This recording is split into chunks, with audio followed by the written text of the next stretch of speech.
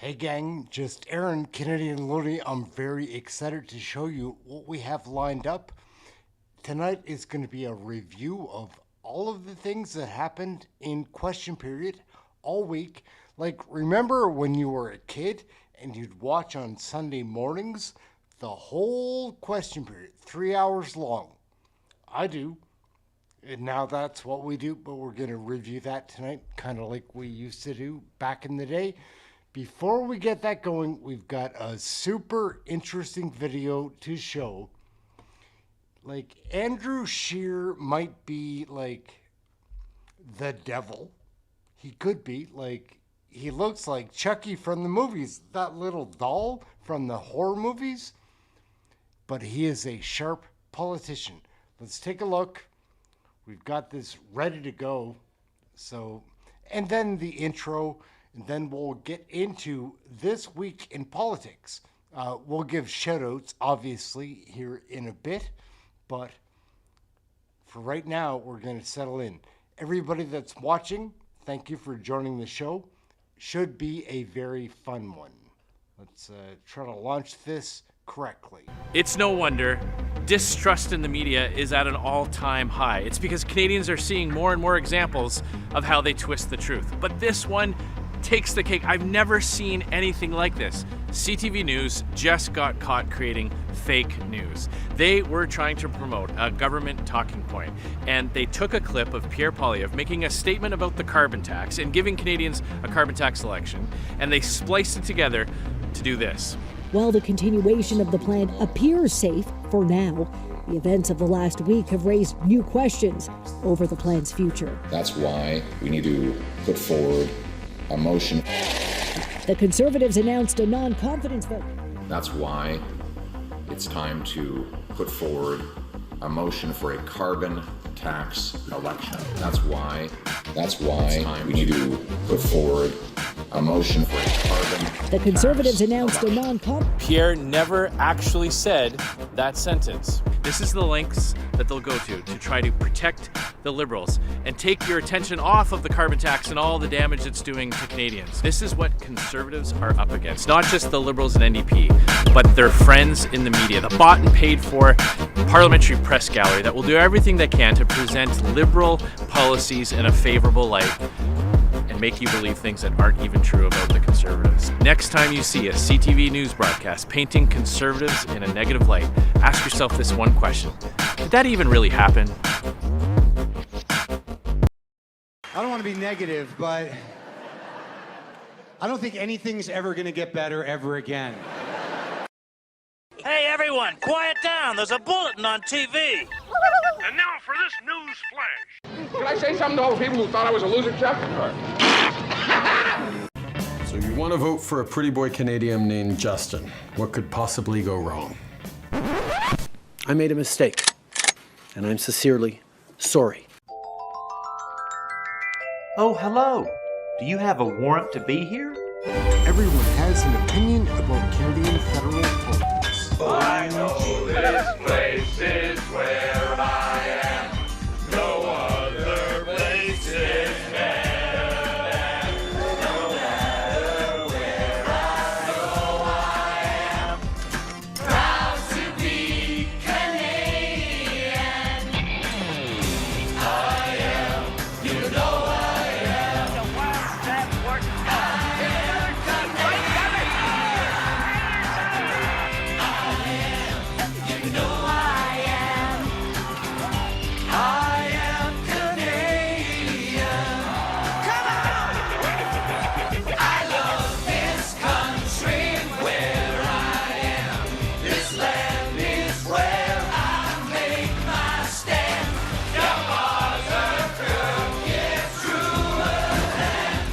The one we call Canadians.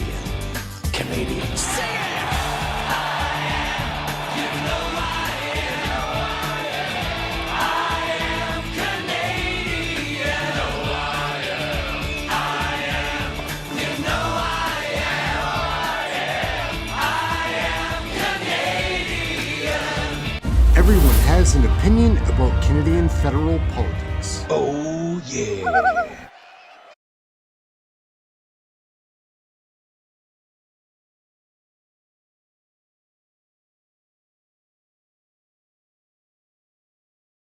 So we're going to jump right into the week of politics. This is the whole week, like starting on Tuesday. Monday was a holiday, obviously.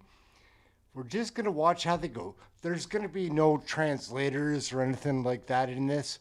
This is just the real arguments or some of those softball questions the Liberals get to lob themselves once in a while. Here we go. We're right into it. Honourable Leader of the Opposition. Carbon tax carney became conflict of interest carney when the Prime Minister named him to be effectively the phantom finance minister to advise on economic policy while he presides over a massive multi-billion-dollar multinational corporation that sought 10 billion Canadian tax dollars to take over our pension system. He's got a $2 billion loan for a friend, and now we learn that the economic task force he heads up has only one person. Isn't he a walking, talking conflict of interest? Yeah. The Honourable Deputy Prime Minister and Minister of Finance. Mr. Speaker, on this side of the House, we are glad to get economic advice from smart former Canadian central bankers like Mark Carney and like Steve Pelosi, who is doing some great work advising us on how to encourage Canadian pension funds to invest more in Canada. Meanwhile, Mr. Speaker, on that side of the House, they get their foreign policy advice from Elon Musk and from Tucker Carlson. They should be ashamed of themselves. The people of Ukraine certainly know what's going on. The Honourable Leader of the Opposition. Madam Speaker, today the Premier, Mr. Speaker, today the very courageous and common sense Premier of New Brunswick launched a renewed lawsuit against the quadrupling carbon tax. He's pointing out that this carbon tax will force the layoff of nurses, doctors, and teachers because of the extra cost it imposes on operating schools and hospitals. Instead of requiring courts to decide on the quadrupling carbon tax, why won't the Prime Minister let the people decide in a carbon tax election? Yeah. The Honourable Deputy Prime Minister and Minister of Finance. I am so glad that the Leader of the Opposition gives me an opportunity to talk about the price on pollution, because we made a great announcement just a few minutes ago, and that is that small businesses in the province of New Brunswick that he was talking about that have 499 employees are going to get rebates of $43,413. In the province of Ontario that we both represent, a business of 499 employees can get a rebate of nearly $300,000. They're going to get that money directly in their bank accounts by the end of the year. The Honourable Leader of the Opposition. Almost a year ago today, Tehran-backed terrorists unleashed the worst attack on Jews since the Holocaust. Ever since, they've continued to push this genocidal aim. Today, hundreds of rockets came from Tehran towards Israel, forcing millions into shelter. 2 terrorist attacks carried out. This Prime Minister has talked out of both sides of his mouth, saying one thing to one group, the opposite to another. Will the Prime Minister state clearly that Israel has the right to defend itself by defeating Hezbollah, Hamas, the IRGC, and all the other terrorists?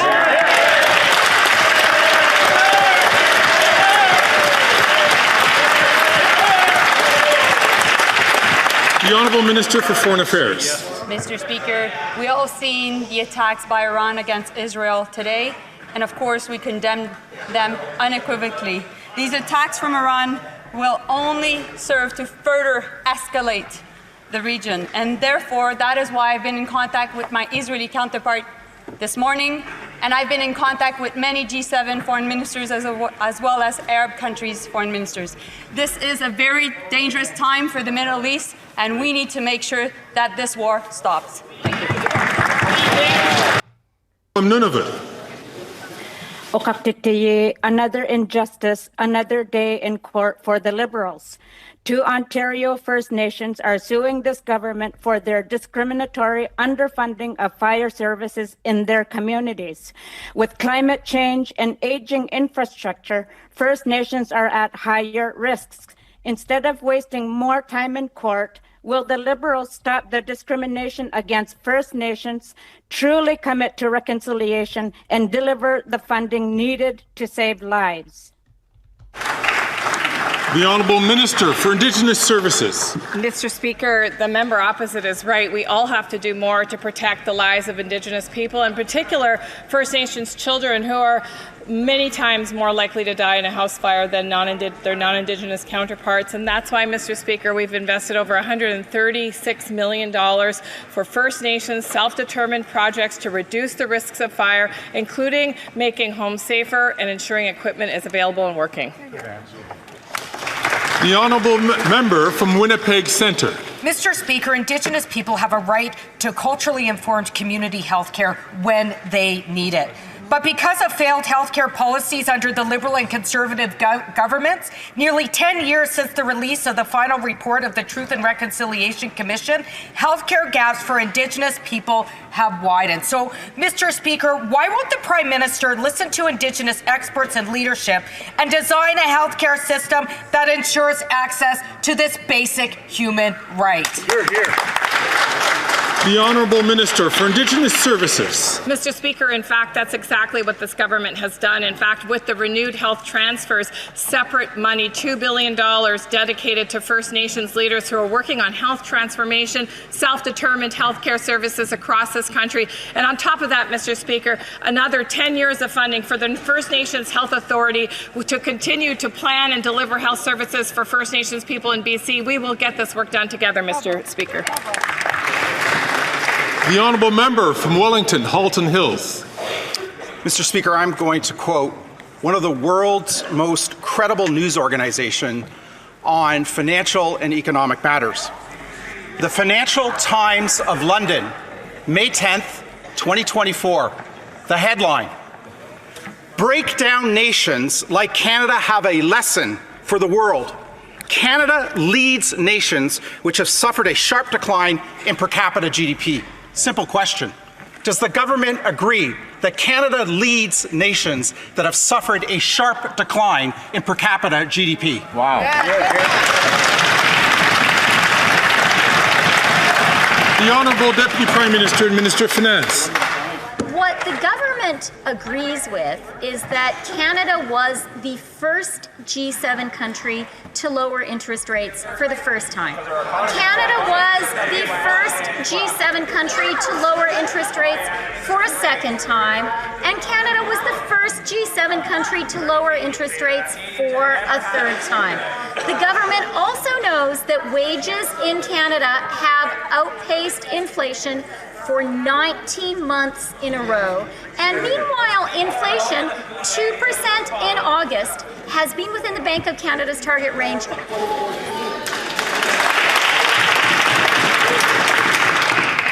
Again, I'm going to invite members, please, not to take the floor unless they're being invited to by the chair.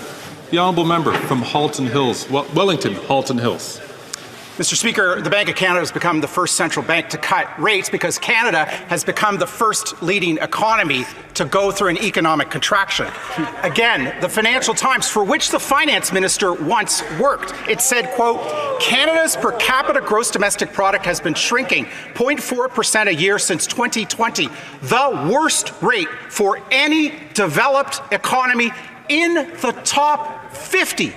Does the government agree that Canada's per capita GDP is shrinking at the worst rate of any of the top 50 economies? Yeah. The Honourable Deputy Prime Minister and Minister of Finance. Mr. Speaker, our government knows that what matters to Canadians is inflation. And that is why it is so important that inflation was 2% in August and that it has been within the Bank of Canada's target range all of this year. And it is because of that progress, that interest rates in Canada have come down 3 times.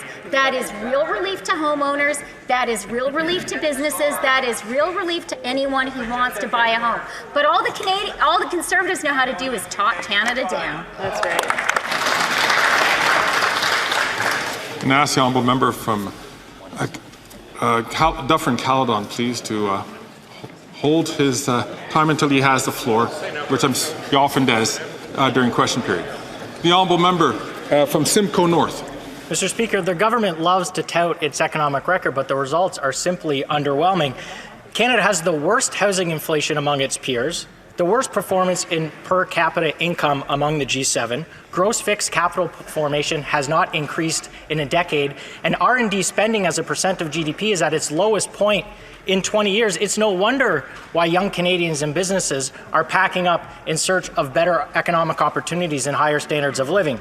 When will the government admit that its economic policies are putting the future of Canada at risk? The Honourable Deputy Prime Minister and Minister of Finance. You know, Mr. Speaker, what I find so interesting about these Conservatives is the only thing they know how to do is talk Canada down. A couple of months ago, the only thing they wanted to talk about was inflation. But guess what? We have good news on inflation, and with that good news on inflation comes good news on interest rates. On this side of the House, we celebrate good news for Canada and Canadians. On that side of the House, all they want to do is break things and cut. The honourable member from Simcoe North. Mr. Speaker, I'm not surprised the minister is not persuaded by my comments, but perhaps you might listen to economist Trevor Tombe, who said if Canada had simply kept pace with the U.S. over the past 2 years, our economy would be 8.5% larger. That's $6,200 per person richer we would be. Wow. Trevor Tombe says that is an incentive for Canadians and businesses to move south of the border in search of greater economic opportunities and higher standards of living. Mr. Speaker, when the Deputy Prime Minister says that her economic plan is working, is this what she means? Yeah. The Honourable Minister for Innovation. Mr. Speaker, we're even better than that, Mr. Speaker. We've attracted $60 billion of investment in this country, Mr. Speaker. Even Bloomberg put Canada ahead of China for the battery ecosystem in this country, Mr. Speaker.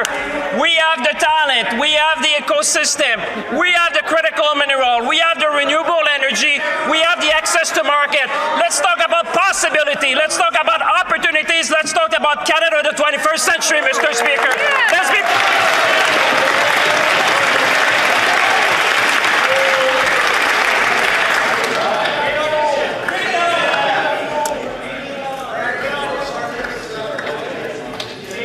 Colleagues, as we know, question period is of a limited time. I've been reminded that many times. I've allowed it to go on, but if we have to interrupt all the time, we might get to the point where we might need to end a question due to a little heckling. So I'll ask the honourable members to please not do so. The honourable member for Mégantic. Thousand Islands and Rideau Lakes. In the latest conflict of interest from a government of serial ethical lawbreakers, the Prime Minister wants his buddy Mark Carbon Tax Carney's company to be in charge of $10 billion of Canadians' pension dollars. Now, he doesn't want him to be subjected to any of the conflict of interest rules. All the power, all the money, none of the accountability. After 9 years of this NDP Liberal government, taxes are up, costs are up, crime is up, and time is up for Carbon Tax Carney and this Prime Minister. Why don't they just call a carbon tax election? The Honourable Government House Leader.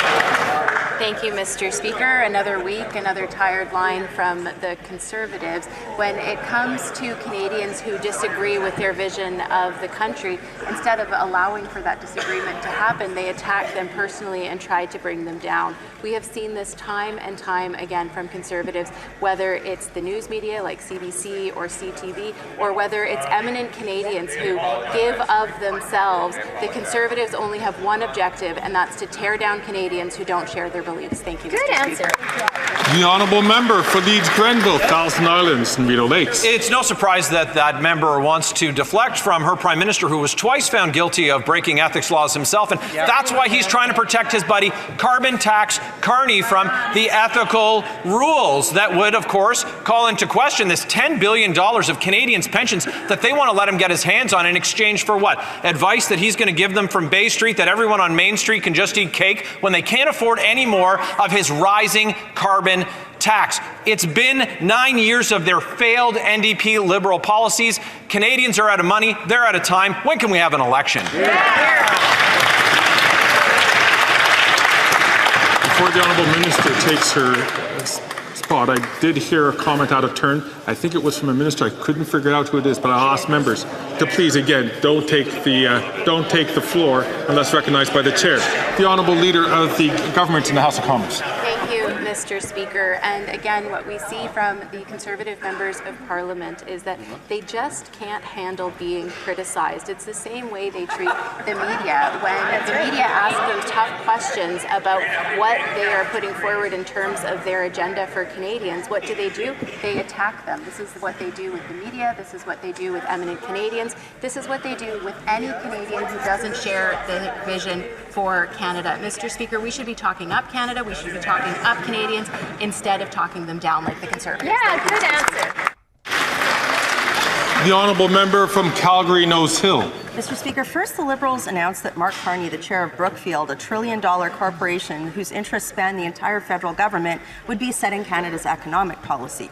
Then news broke that Brookfield had been lobbying for a federally funded multi-billion-dollar investment fund that they would manage. Then, over this past weekend, Mark Carney sent out a fundraising email blast via the Liberal Party's donation list.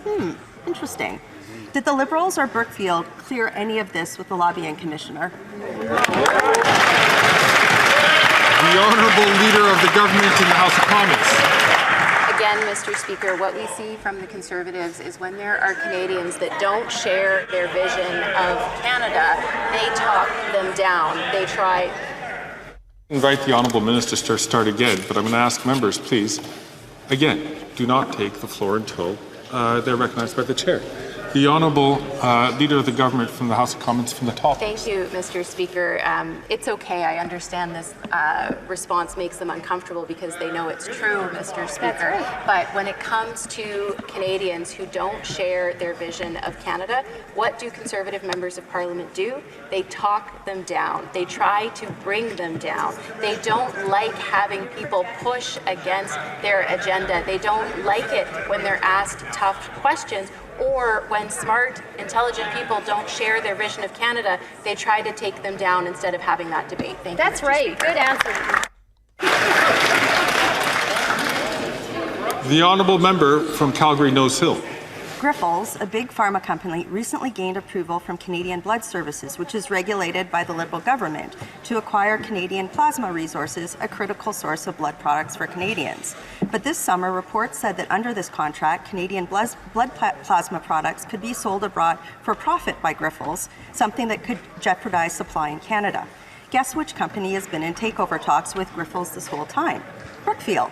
Is that why the Liberals didn't clear Carney with the lobbying commissioner? The Honourable Minister of Health. Mr. Speaker, Canada is known everywhere in the world as being absolutely one of the best jurisdictions to manage blood supply, and that is something that we are absolutely committed to continuing. I think that casting aspersions and trying to manufacture things is something we're used to on the other side, but that reputation that we've won hard-earned to make sure that when Canadians need blood that it's there for them and it's there for them safely is something that we're going to continue unabated to be committed to. And ask the honourable member from St. Margaret's South Shore, please, to he's been keeping his voice down, but it's been regular, so I'm just going to ask him to please not do that. The honourable member from Ladysmith, Nanaimo, Ladysmith. Mr. Speaker, residential school survivors and their families deserve answers. We know that truth comes before healing. The Truth and Reconciliation Commission calls on all levels of government and churches to hand over all records, but survivors still face barriers, missing records, delays, and disappointments. Why is this government failing to give survivors and their families access to the truth? The Honourable Minister for Crown Indigenous Relations. Thank you, Mr. Speaker, and I'd like to thank my colleague for that very important question. And let me take this opportunity to acknowledge the National Day for Truth and Reconciliation and the many commemorations that took place across this country. From 2015, when the Truth and Reconciliation Report calls to action came in to government, we've been working towards enacting all the 94 calls to action. We will continue to work with survivors in order to ensure that there is truth, justice, and accountability, Mr. Speaker. Thank you. The Honourable Member from Edmonton, Griesbach. The housing crisis in Edmonton rages on, and Indigenous people are disproportionately impacted. Latest reports show that Edmonton's homeless population has jumped by 1,300 people since the start of the year. To make matters worse, last winter's amputations due to frostbite skyrocketed by 162%. With colder temperatures approaching, people are going to lose limbs or die. Will the Liberals continue to stand by and watch alongside Danielle Smith, or will they finally build the homes people in Edmonton desperately need? The Honourable Minister for Indigenous Services. Mr. Speaker, after a decade of nothing happening under the previous Conservative government, we launched the National Housing Strategy. And Mr. Speaker, we've been working with communities, with First Nations leaders, with Indigenous organizations to ensure that people have access to the kinds of housing that they need. We're not going to stop, Mr. Speaker, until every person in this country knows that there is someplace they can turn as winter approaches. The Honourable Member from Winnipeg South Centre. Mr. Speaker, September 30th marks one of the most important days in the Canadian calendar. For generations, Indigenous peoples had to conceal their cultures, languages, and true identities. The results, both past and present, led to the devastating consequences faced by families and communities and gave way to intergenerational trauma, the impacts of which is still felt immensely in our country today. Yesterday, communities across Canada came together to honor survivors and their relatives and commit to doing our part on this journey towards truth and reconciliation. I asked the Minister of Crown Indigenous Relations to share his reflections with the House on the importance of this day and the work ahead. Thank you, Mr. Speaker. The Honourable Minister for Crown Indigenous Relations. Thank you, Mr. Speaker, and let me begin by acknowledging the work of my friend from Winnipeg. Yesterday was National Day for Truth and Reconciliation, and over the last several days, I've had the opportunity to listen to many survivors, Mr. Speaker, who speak about the enormous loss that they feel. I also have had a chance to speak to many who've been working towards advocating towards finding truth for the loved ones that never came home. This afternoon, we raised the survivors' flag right here on the Hill, and I ask all Canadians to reflect on this day and to ensure that they do their part towards reconciliation. The Honourable Member from Thornhill. After 9 years of this Liberal NDP costly coalition, grocery prices are up 27%, gas prices are up 40%, and now new data from Equifax shows that credit card debt is up too. The average Canadian now has $4,300 on their credit card, the highest on record since the last recession. Why are these Liberals using their carbon tax to inflate the price of everything, punishing families and forcing them to take on more debt just to get by? The Honourable Deputy Prime Minister and Minister of Finance. Mr. Speaker, I am really glad to have the chance to talk about our carbon rebates and our policies on credit cards, because today we announced that later this month, thanks to our government's negotiations with credit card companies, the fees that small businesses have to pay are going down. That is good news for small businesses across the country. And you know what else is good news? Small businesses are going to get big carbon rebates. That member of Parliament, like me as an Ontario MP, an Ontario business with 10 employees is going to be getting The Honourable Member from Thornhill. Mr. Speaker, this might be the only person left in the world that thinks paying more tax makes you richer and somehow stops climate change. The carbon tax isn't about the environment, and it's certainly not about affordability. It's about getting more money for her spending addiction. Even Catherine McKenna admits that their plan was always to spend your money. It's clear that they've run out of money. They're going to raise the tax over and over again to 61 cents a litre as 2 million people use a food bank. How many more people will face poverty before they reverse course? The Honourable Minister of the Environment and Climate Change. Thank you very much, Mr. Speaker. I will give them a number: 69 million cars in avoided pollution. That's our number, Mr. Speaker. That's my number. That's our number on this side of the House. If we listen to them, we would do nothing to fight climate change. Pollution would be even worse. Emissions would be 41% higher than what we've been doing. We're working to fight climate change. We're working to support Canadians to create the economy of the 21st century. They have nothing to offer, Mr. Speaker. The Honourable Member from Foothills. The NDP Liberals are desperately trying to convince Canadians that they're better off paying a higher and higher carbon tax. But the truth hurts. It appears that food inflation isn't a global issue, it's an NDP Liberal issue. Right. According to the food professor, because of the carbon tax, wholesale food prices in Canada are up 34% in every single category. And wholesale food prices in Canada are 37% higher than they are in the United States. Again, because of the carbon tax. Exactly. Will the Prime Minister just admit he was wrong about his carbon tax and call a carbon tax election? Let's go. The Honourable Minister for the Environment and Climate Change. Mr. Speaker, it seems that Conservatives are now starting to listen to economists, and they quoted Trevor Toombs. Well, let's say what Trevor Toombs has to say about carbon pricing and price on food, Mr. Speaker. And I quote, And I quote as I read from my phone.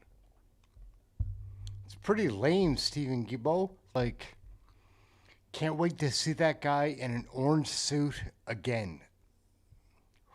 It's a matter of time. Concern around affordability is clearly warranted. Climate policies are not a significant driver of the rising cost of living, nor will removing policies such as carbon pricing materially improve the situation. Thank you, Mr. Speaker. The Honourable from Foothills.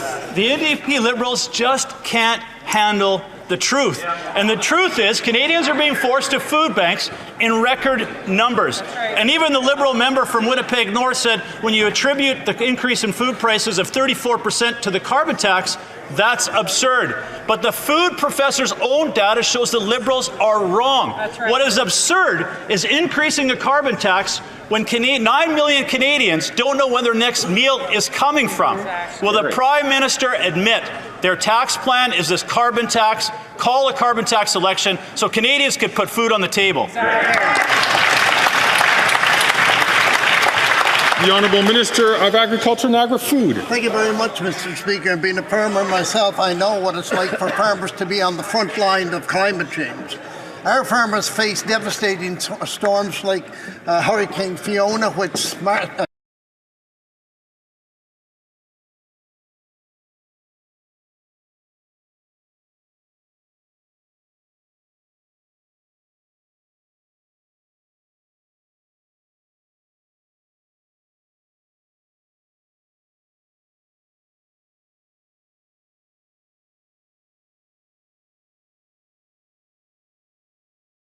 tore down barns, killed cattle.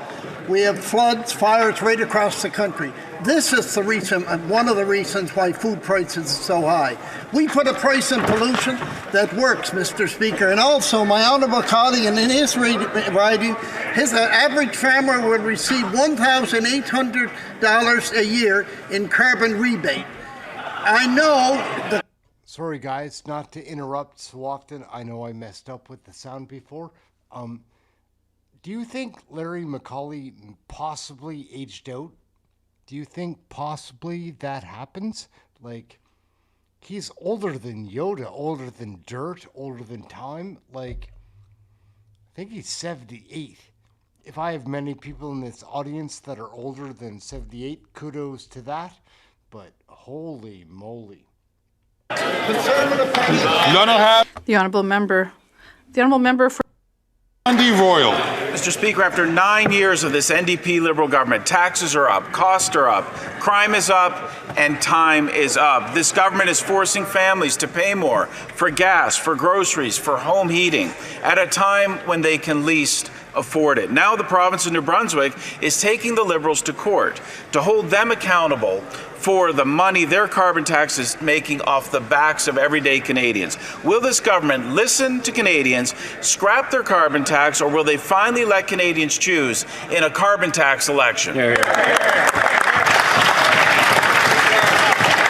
Honourable Minister for the Environment and Climate Change. Thank you, Mr. Speaker. Perhaps the member opposite can remind the Premier of New Brunswick and some of his members of his own bench that they asked Premier Higgs to go with the federal system because people get more money back, and that's exactly what the Premier did. The Premier of New Brunswick decided to go for the federal system because more people in New Brunswick get more money back than what they pay in carbon pricing, Mr. Speaker.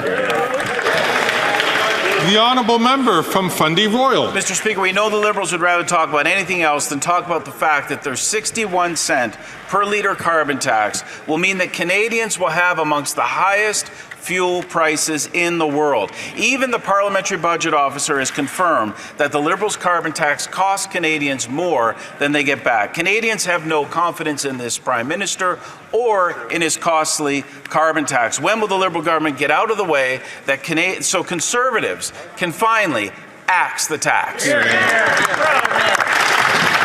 Honourable Minister for Natural Resources and Energy. Thank you, Mr. Speaker. It is very clear that the vast majority of Canadian families get more money back than they pay. That has been validated by 300 economists, very much including Trevor Toombs, who they like to quote these days as an economist of record.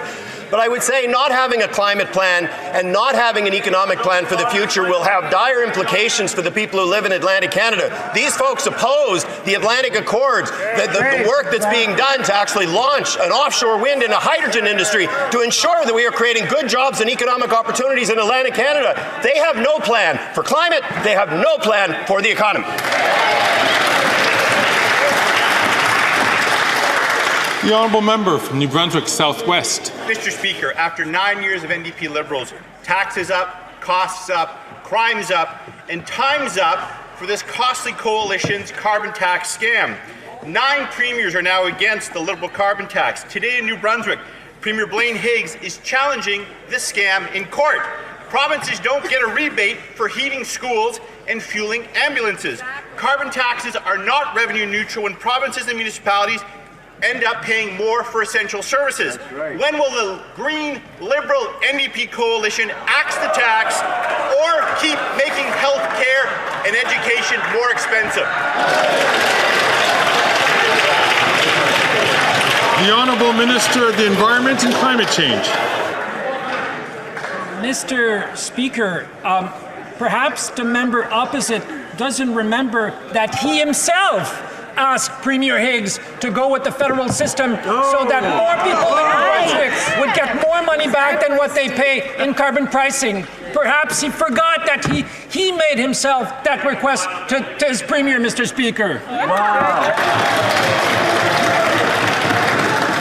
The Honourable Member for Lac Saint Louis. Mr. Speaker, in Quebec and across Canada, we are facing a housing crisis that is affecting the lives of people across the country. We need to build more housing and quicker to give Quebecers communities are being affected. It is climate change. Charlebourg au Saint-Charles and support the health of seniors. Is causing irreparable harm. This Liberal government has failed to deliver the urgently needed supports, and young and older people. It had to be done. If we're watching the highlights of question period, that had to be done. Are paying the price. Indigenous people continue to die at a higher rate than non-Indigenous people. This isn't reconciliation.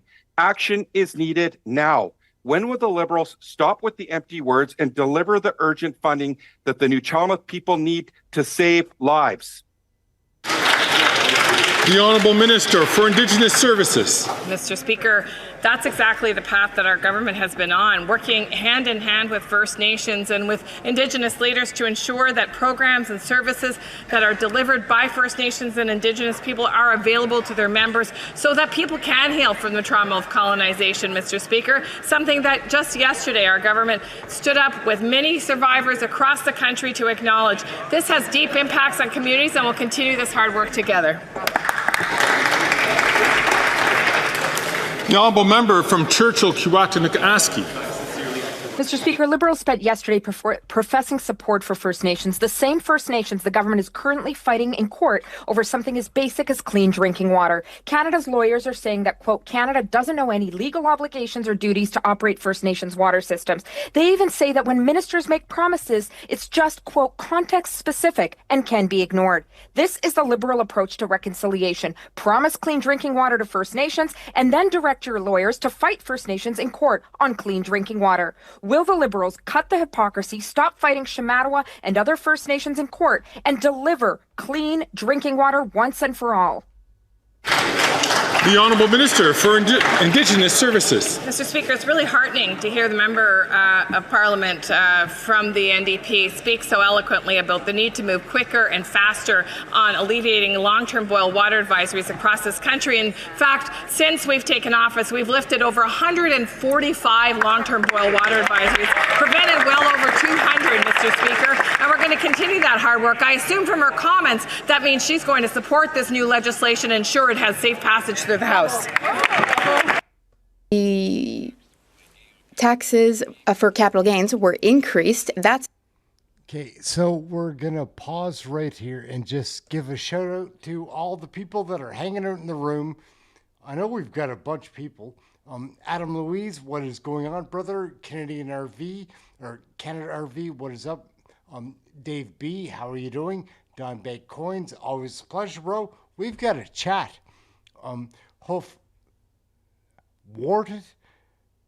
Hoof-hearted. Sorry, my vision. I'm losing my vision, guys. It's starting to happen.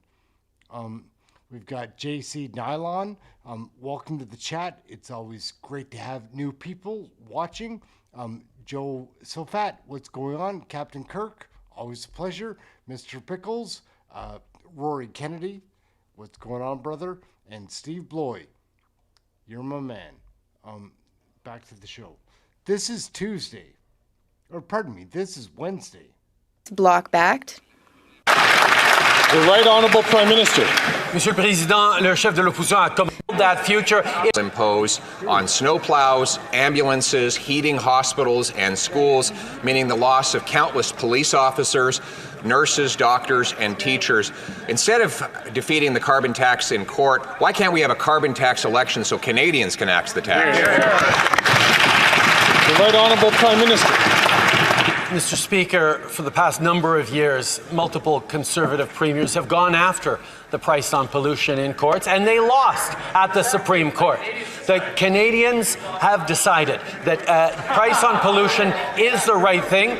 We've won multiple elections on that because Canadians know that the only way to build a strong economy is to fight climate change at the same time. The Leader of the Opposition doesn't get that, doesn't accept that, doesn't understand that abandoning the fight against climate change would hurt Canadians, would hurt our institutions, would hurt people and economic growth right across the country.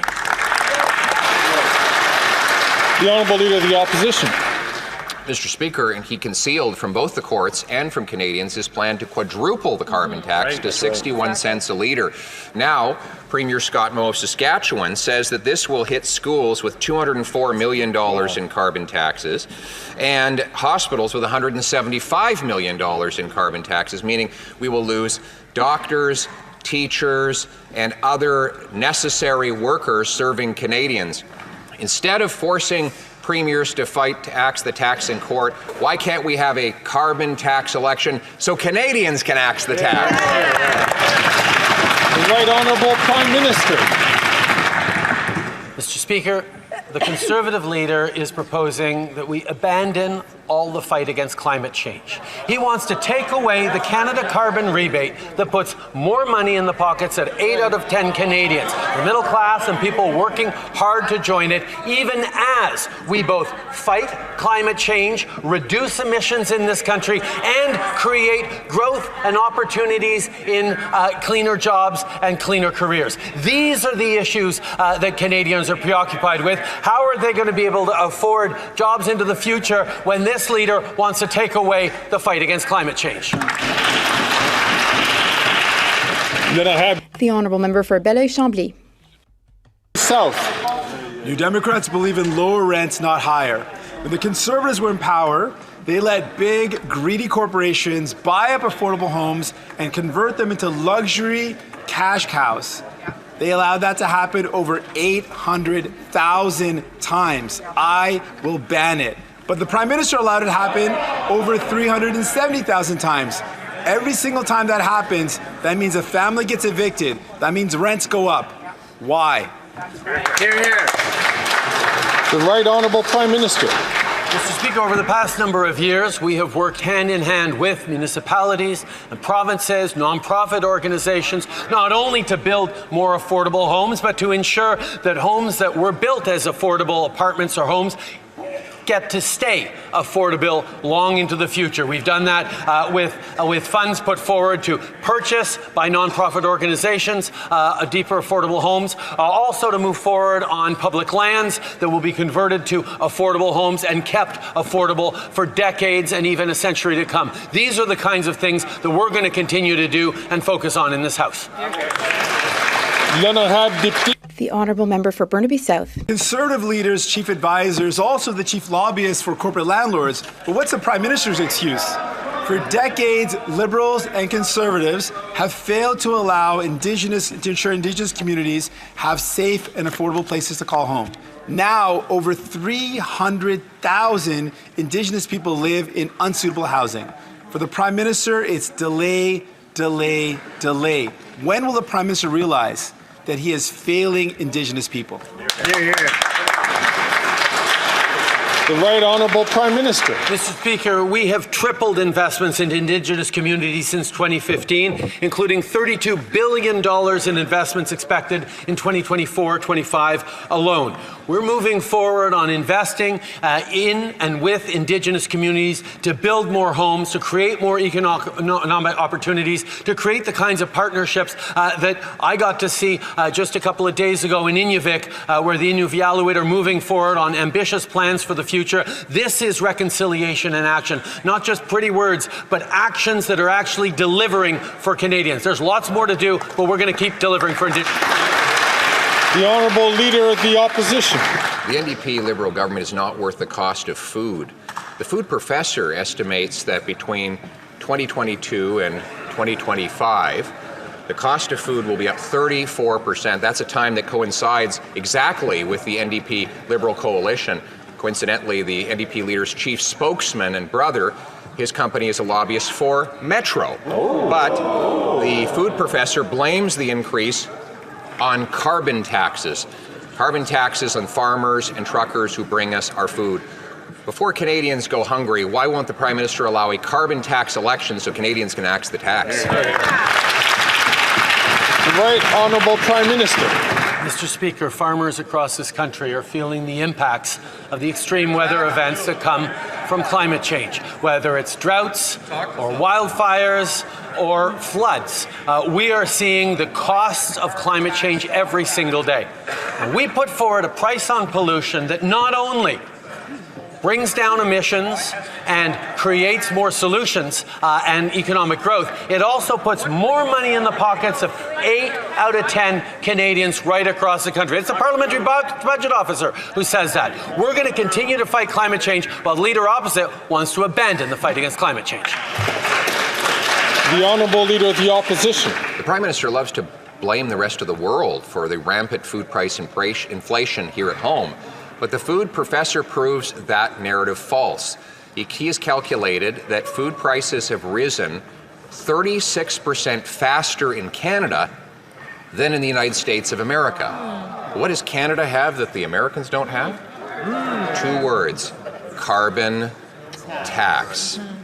So instead of forcing Canadians to line up at food banks, why won't he let them line up to vote in a carbon tax election? The Right Honourable Prime Minister. Mr. Speaker, I didn't dare say anything after the last question because I sort of couldn't believe my ears. But here we have the Leader of the Opposition actually quoting some sort of expert, which is a brand new thing for this House of Commons. To rely on facts and data is an excellent thing to hear. Now, perhaps the Leader of the Opposition will listen to the hundreds of economists and scientists who have pointed out that putting a price on pollution, particularly one that puts more money back in the pockets of the middle class and those working hard to join it, is the best way to both fight climate change and grow the economy. But the leader opposite, he just wants to play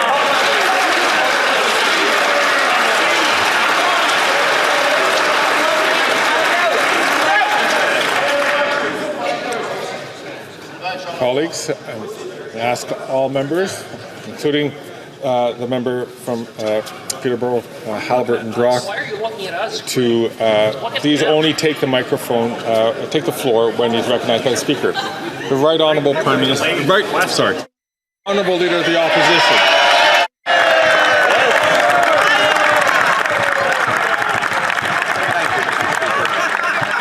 And I've got some more expert information for the Prime Minister from the food professor Sylvain Charlebois, who finds that 13% of Americans live in food insecurity, while here in Canada it's 23%. In other words, Canadians are twice as likely to live in food security after food price of inflation has been 1/3 higher under this Prime Minister's carbon tax regime. Again, instead of blaming others or forcing Canadians to go hungry, why not a carbon tax election so that Canadians can axe the tax and afford their food? The Right Honourable Prime Minister. Mr. Speaker, while the Leader of the Opposition is playing politics, we're focused on delivering solutions. We are delivering a national school food program that's going to help 400,000 kids have fuller bellies at schools across the country and save Canadian families $800 a year on grocery bills. And if the Leader of the Opposition actually cared about food security in this country, you might imagine he'd have voted for that. Instead, not only did he vote against it, he pretends it doesn't exist. He pretends it hasn't happened. He's gaslighting Canadians on the things we're doing to fight affordability challenges. Instead, he's just offering political games. The Honourable Leader of the Opposition. Mr. Speaker, it's a food program without food. It hasn't served a single ham sandwich, not a single bowl of Kraft dinner, not even a piece of broccoli has been forced upon an unwilling kid. Mr. Speaker, this is meant to feed bureaucracy, not feed kids. Meanwhile, there's a 42% increase in the food bank use in Mississauga, and 2 million Canadians are lined up at food banks. 1/4 of children are going hungry after 9 years of his carbon taxes. Why can't we have a carbon tax election? The Right Honourable Prime Minister. Mr. Speaker, if the Leader of the Opposition actually cared about vulnerable Canadians, he'd be offering solutions, not just more politics. He stood against the price on pollution. Colleagues, we're going to ask the Right Honourable Prime Minister to start from the top. Mr. Speaker, this campus conservative turned career politician doesn't actually care about Canadians. What he is actually doing is proposing to take money out of the pockets of 8 of the 10 Canadians who do better with the Canada carbon rebate while we fight climate change. He stood against dental care that is delivering for over 800,000 people across this country, something he still says doesn't exist. He's standing against the school food policy that is helping 400,000 kids get better food across the country. He stood against childcare. He has stood against affordability measures.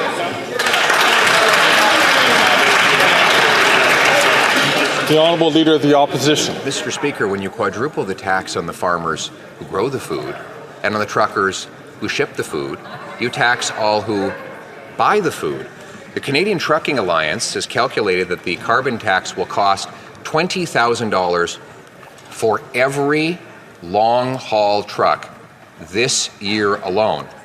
Now he wants to quadruple the tax, which will grind those trucks to a halt, meaning empty shelves in grocery stores, no parts for factories, and no paychecks for our workers. Instead of doing that, why not call a carbon tax election so that Canadians can axe the tax and save our economy? The Right Honourable Prime Minister. Mr. Speaker, I suspect that, like me, you have noticed that the Leader of the Opposition is particularly full of shameless slogans today. The reality is he has nothing to offer Canadians. He has nothing but political slogans and easy attacks on politics. No actually moving forward on delivering on programs that are going to help Canadians. No stepping up to put more money in people's pockets. He's offering tax breaks for the wealthiest and cuts for services and programs to everyone else. That's not what Canadians need right now.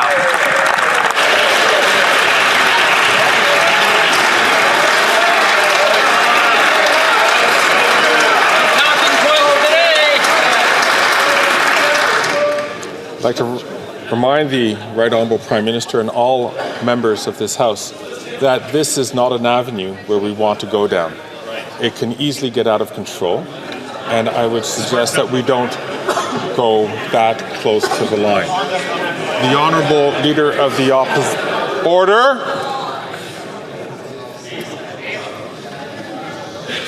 The Honourable Leader of the Opposition. Mr. Speaker, every time I mention a carbon tax election, he becomes so panicked and erratic that he loses control of himself and starts spitting out incomprehensible insults. When Canadians deserve us focusing on them. The fact that after 9 years of this NDP Liberal government, we have 2 million people lined up at food banks, a record-smashing number. After 9 years, 1 in 4 kids are going to school hungry. Before more kids go to school hungry, why can't we have a carbon tax election so that Canadians can axe the tax and afford their food? The Right Honourable Prime Minister. Mr. Speaker, the Canada Carbon Rebate puts more money in the pockets of 8 out of 10 Canadians right across the country. It supports the middle class and people working hard to join it while we successfully fight against climate change, reduce emissions, and grow the economy. But the leader opposite still doesn't understand that you can't have an economic plan if you don't have an environmental plan. His plan is to abandon the fight against climate change, leave Canadians to their own devices, lower taxes for the wealthiest, leave everyone else to fend for themselves. That's not what Canadians do. The Honourable Magazine asked this question this week: why is Canada's economy falling behind America's? It goes on to note that national income per person was 80% of the US and Canada in the decade before the pandemic, and is now just 70%, the worst gap in decades. So will the Prime Minister doesn't answer my questions, maybe he'll answer the economist's questions. Why is our economy falling so far behind the Americans? Is it because of his quadrupling carbon tax? The Right Honourable Prime Minister. On the contrary, Mr. Speaker, one of the reasons why foreign direct investment is up by 60% since 2015 is because, contrary to what the Harper government put forward, we're actually leading on the fight against climate change, on green energy, on a responsible building for a sustainable future that means countries around the world want to invest. In fact, last year, Mr. Speaker, we were the 3rd largest recipient in the world of foreign direct investment after US and Brazil, which makes us #1 in the G20 for people investing in Canada. We're going to continue to invest. The Honourable Leader of the Opposition. Speaker, Canada's workers get 55 cents of investment for every dollar an American worker gets, and only 65 cents for every dollar an OECD average worker gets. For a net, 450 billion Canadian investment dollars have poured out into the US, more than have come back under this Prime Minister's 9 years. And The Economist points out that our GDP per capita is now lower than Alabama. And it says, and I quote, "Catching up to Alabama may soon seem like a distant dream." Why?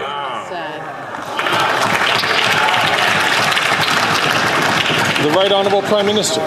Mr. Speaker, Canadians are facing difficult times right now, which is why we made the choice to invest in things like dental care, like cutting child care fees in half for families right across the country, $10 a day in 6 jurisdictions across the country. Why we've chosen to step up on dental, why we're choosing to step up on pharmacare to deliver free insulin and prescription contraceptives to people who are having to make choices between their health and their rent or their food. These are the things we're choosing to make because we are putting the best balance sheet in the G7, the lowest deficit in the G7, in service of Canadians who need support. The Honourable Leader of the Opposition. Canada has the worst mortgage debt, the worst inflation. Speaker. Since then, investors want to cut. The Honourable Member from Nanaimo, Ladysmith. Cette réponse est clairement pas assez. Mr. Speaker, over 2,600 veterans in Canada without a home. Legions and community organizations in Nanaimo Ladysmith are doing what they can, but need the support. Shamefully, the Liberals promised funds in the 2022 budget, yet veterans have yet to see a dime. Liberals break promises and Conservatives cut help. Veterans and their families deserve better. Why is the Prime Minister, like Conservatives, okay with leaving veterans in the cold? The Right Honourable Prime Minister. Mr. Speaker, when the Conservatives nickeled and dimed veterans and shuttered veteran services offices, we not only reopened them, but we invested tens of billions of dollars in more supports for veterans right across this country. We've continued to work with veterans organizations, with municipal authorities to deliver on more housing, on greater supports for veterans. We know there's more to do, but we have invested tens of billions of dollars in this issue, and we will continue to be there for veterans, unlike Conservatives that keep using them for photo ops and nickel and diming them at the same time. The Honourable Member from Scarborough Agincourt. 27% of the residents in my riding of Scarborough Agincourt are seniors. They remember when the previous government cut their pensions, increased the retirement age, and made life more difficult for them. Since 2015, our government has provided much-needed relief for seniors. Can the Prime Minister remind Canadians of the concrete vision we have taken to support seniors across the country? Good question. The Right Honourable Prime Minister. Mr. Speaker, I thank the member for Scarborough Agincourt for her question and her hard work. She's right. Seniors remember the Harper era. One of the very first things we did when we got elected was to restore retirement age to 65 after the Conservatives raised it to 67, and we monumentally boosted seniors' benefits, both GIS and OAS. And today, 800,000 Canadians, many of them seniors, have been able to see the dentist thanks to our dental care program. While the opposition leader would bring seniors back to the Harper era, we've chosen fairness for every generation. The Honourable Leader of the Opposition. Not only has the Prime Minister and his government taxed Canadians into poverty, his former Environment Minister called single moms and small businesses arsonists because they opposed the carbon tax. Meanwhile, he ignored the warnings of his own Parks Department that the Jasper Valley had turned into a tinderbox. Warnings that go back to 2017, 7 years ago.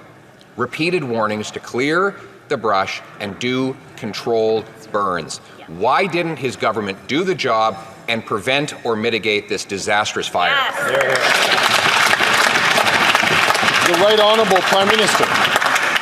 Mr. Speaker, it is always astonishing to hear the Leader of the Opposition talk about the impacts of the extreme weather events related to climate change while he opposes any climate action at all. He has no plan to fight climate change, which means no plan for affordability, which means no plan for the future of the Canadian economy.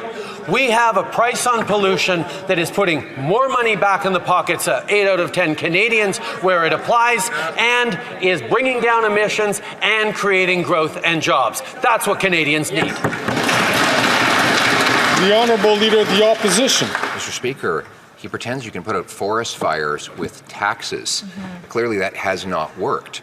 Rather, what he should have done is listen to his own officials who said that the mass buildup of fuel in the Jasper Valley as a result of dead trees needed to be addressed through controlled burns and other clearing methods, and also preparation so that we would have the ability to fight the fire if and when it ever started.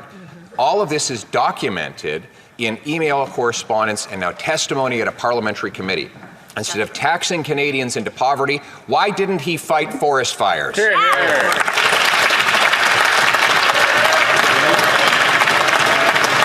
The Right Honourable Prime Minister. Mr. Speaker, Jasper was one of the most fire-smart communities in the country. Over the past years, residents and leaders within Jasper have been exemplary in making sure they were doing everything they could to protect their community. This fire, Mr. Speaker, was a treetop fire. It jumped from treetop to treetop and through flaming pine cones kilometers ahead of it, which is what set this burn. This is a result of climate change, Mr. Speaker. Climate change he doesn't want to fight.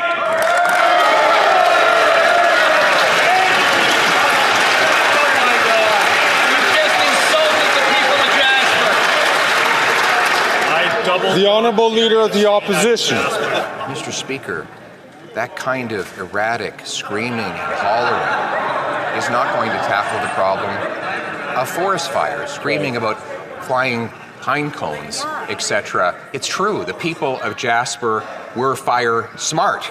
The problem is that the government in Ottawa was fire stupid. They were warned. This government was warned repeatedly over 7 years that they needed to clear the dead wood to prevent the spread of a future fire. Why, instead of bringing in a crippling carbon tax, didn't he clear away the wood and stop leaving a tinderbox to explode? The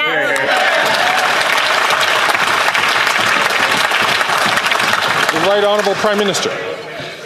Mr. Speaker, one of the jewels of Canada's natural beauty burned because of climate change. And his focus is trying to blame Ottawa for that.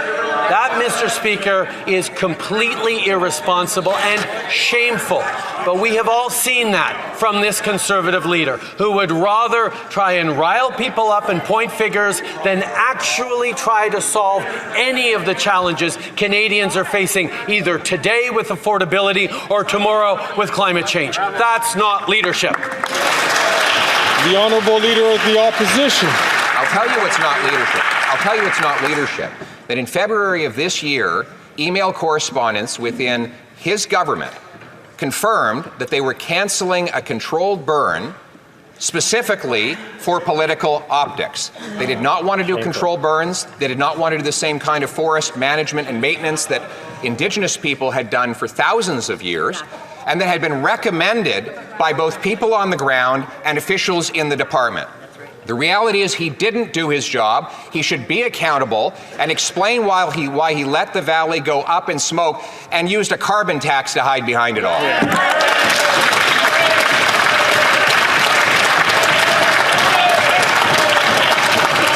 The Right Honourable Prime Minister. Mr. Speaker, in this era of droughts and rising temperatures and climate change, there are certainly reasons that most reasonable people could imagine why the opting for a mechanical removal of underbrush instead of flaming them, instead of setting them on fire, might be a better option. Mr. Speaker, the attack on experts, the attack on science, and the refusal to understand that if we do not act in fighting against climate change with everything we have, then there will be no economy of the future. There will be no Jasper to rebuild. There will be no future for Canadians.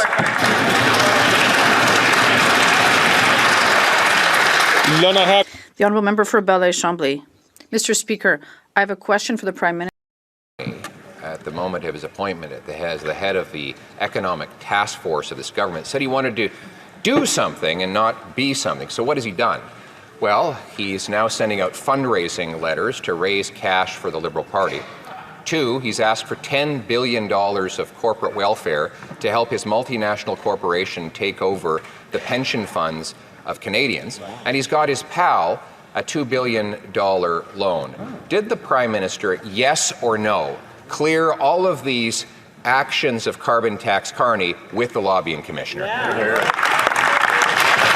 Right Honourable Prime Minister. Mr. Speaker, one of the things we're seeing right across the country are experts and people who've succeeded in all sorts of different backgrounds stepping up to push back against the cuts and little vision that the Conservative Party has been putting forward. The fact is, the Leader of the Opposition is offering cuts to services that Canadians are relying on and offering tax breaks to the wealthiest, like Conservatives always do.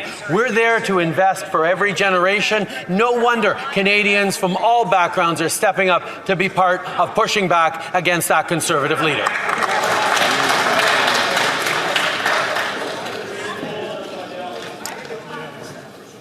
The Honourable Leader of the Opposition. You, Mr. Speaker, have said that this Prime Minister is violating the rules of the House by refusing to hand over SDTC documents on a corporate welfare scandal of $400 million that the Auditor General says involved 186 conflict of interest, where bureaucrats, top officials in this Liberal government, were giving millions of dollars to their own companies. Will the Prime Minister hand over the information to the police? And if not, what's he got to hide?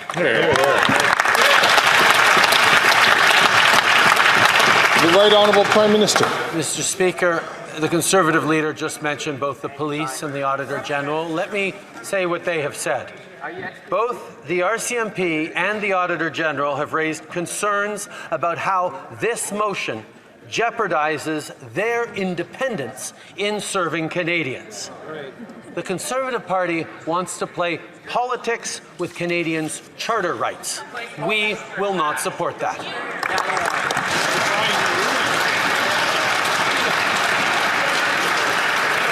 The Honourable Leader of the Opposition. So his idea of a charter right is that you have the right as a top government executive to take $400 million of other people's money and give it to your own company and then hide the criminal evidence from the police. Well, Mr. Speaker, Canadians have the charter right to know where their money went. So will the Prime Minister accept your order and the vote of this House to turn over the documents to the police so that we can put the bad guys in jail and get back the money that was stolen?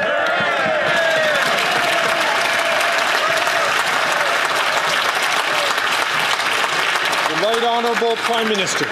Speaker, once again, the Conservative Party has demonstrated that it is willing to upend the independence of institutions like the RCMP and the Auditor General for political gain. That is what they are proposing to do. They want to direct investigations. They want control over judicial processes in their details. The reality is, Mr. Speaker, that's banana republic style behavior that the Conservative Party is pushing. We will always stand up for Canadians' charter rights and the independence of our institutions.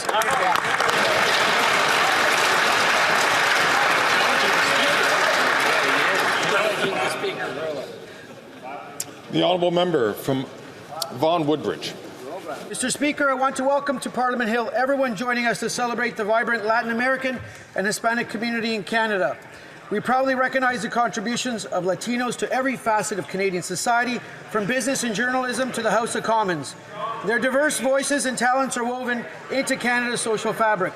Can the Prime Minister tell us how our government is honouring the traditions and cultures of fellow Canadians of Latino and Hispanic descent and delivering programs to support families and businesses while growing an inclusive economy? Thank you. Good question. The Right Honourable Prime Minister. Speaker, I'm happy to thank the member for Vaughan Woodbridge for his question and his excellent work representing his constituents. Many Latin Canadians came here as immigrants or refugees, strengthening our cultural mosaic and contributing to Canada's growth and prosperity. While the Conservatives want to cut supports and programs for Latin Canadians and their families, we are lowering rents and building affordable homes. We're investing in $10 a day child care, dental care, and the Canada Child Benefit. We're supporting businesses and festivals, and we're combating hate with community-driven approaches. Happy Latin American Heritage Month.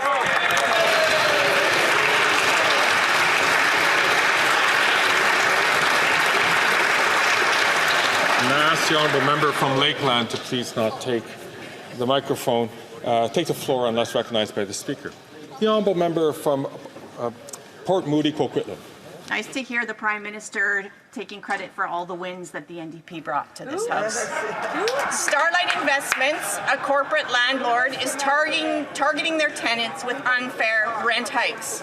And the Conservatives and the Liberals partnered to help Starlight's CEO avoid coming to committee and explain why he's pricing Canadians out of their homes. It's no surprise because this CEO was a major donor to the Conservative Party. Why is the Prime Minister, like the Conservatives, protecting the companies who are fueling the housing crisis? The Right Honourable Prime Minister. Mr. Speaker, I'll take no lessons on progressive politics from a party that ran away when the pressures got hot from the Conservative Party of Canada. The reality is, Mr. Speaker, we were able to work constructively as progressive parliamentarians to deliver big things for Canadians over the past few years, but the NDP choosing to turn its back on pricing pollution and putting more money in people's pockets, perhaps turning their back on pharmacare, which we will be debating over the coming months, is a real shame. Yes, it's tough to be a progressive in this time, but we will continue to stand strong for progressive values in this House.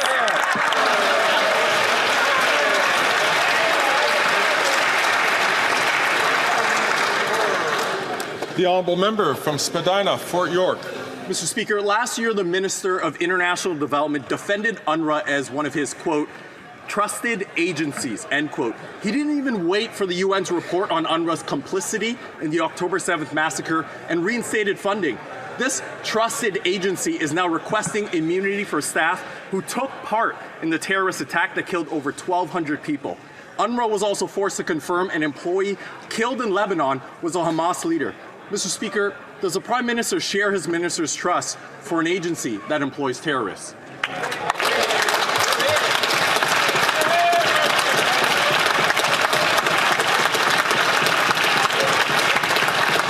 The Right Honourable Prime Minister. Speaker, we are committed to ensuring full accountability, decisive action, and the implementation of necessary reforms to UNRWA. Right now, we need to respond to the horrific humanitarian crisis in Gaza, and that's exactly what we're doing. We're calling for a ceasefire in Gaza. We're calling for a ceasefire between Hezbollah and Lebanon, between Hezbollah and Israel. We know that we condemn Iran for its horrific attack. Israel has the right to respond, but we certainly hope there is not further escalation of this conflict as it spreads further and further and harms more civilians. I wish to draw. Paralyzed, unable to work on the problem of doubling housing costs or 2 million people at the food bank because the government is refusing to respect your ruling to turn over evidence in the criminal investigation of the latest Liberal scandal. At issue is that Liberal appointees directed $400 million to companies they own involving 184 conflicts of interest, according to the Auditor General. Why is the Prime Minister breaking your ruling to cover up criminal evidence in the latest Liberal scandal? The Honourable Leader of the Government in the House of Commons. Thank you, Mr. Speaker. Again, the Leader of the Opposition is negating to tell the whole truth to Canadians, because what the Conservatives are doing are trying to use the extraordinary powers of this place to circumvent the judicial requirement of police to protect the charter rights of Canadians. Now, I want to believe that the Leader of the Opposition doesn't understand what he's doing, but I'm even more concerned that he does understand, and the charter rights of Canadians are not important to him. The Honourable Leader of the Opposition. It should be no surprise that Liberals believe that white-collar criminals can hand over $400 million to their own companies, because we see the case of the dirtbag Tibor Organo, who shot a police officer in the stomach yesterday while he was out on bail after having been arrested for 24 offenses he committed while he was out on probation. So let's get this straight. He's out on probation for many crimes. He gets arrested for violating probation, so he gets released on bail and shoots a police officer. When will this government finally accept that their hug-a-thug, catch-a-release system is putting our people at risk? The Honourable Leader of the Government in the House of Commons. Thank you, Mr. Speaker. Mr. Speaker, our hearts go out to the police officer because no police officer should be hurt in the line of duty. But, Mr. Speaker, what is extremely concerning is what the Leader of the Opposition is doing in this House today, where he is trampling the charter rights of Canadians. Whether it is in this House, whether it is outside, Canadians need to be extremely alarmed about the fact that when it comes to their rights, his first instinct is to trample over them. Thank you, Mr. Speaker. The Honourable Leader of the Opposition. I think you have a charter right to get released after 24 offences while you're already on probation and shoot a police officer in the stomach. I'm more worried about the charter rights of the police officer who's recovering from the gunshot. Here's what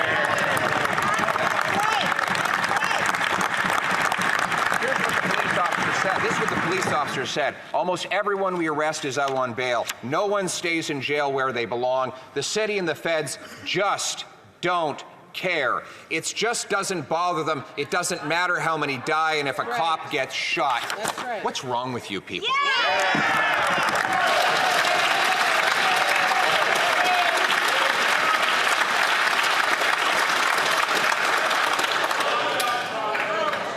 I'd like to remind the Honourable Leader of the Opposition, as well as all members of Parliament, that all questions and answers should be directed through the Chair.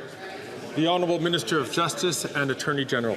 Mr. Speaker, when the men and women in uniform in my city of Toronto or right across the country are harmed in the course of their work, they deserve our absolute respect and solidarity, which we always provide to them.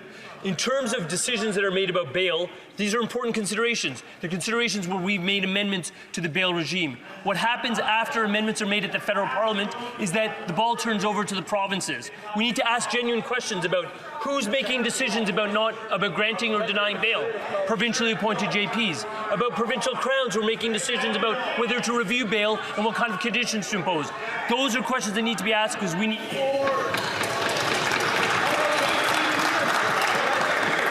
The Honourable Member from Brantford Brant, please, will not take the floor until he is recognised.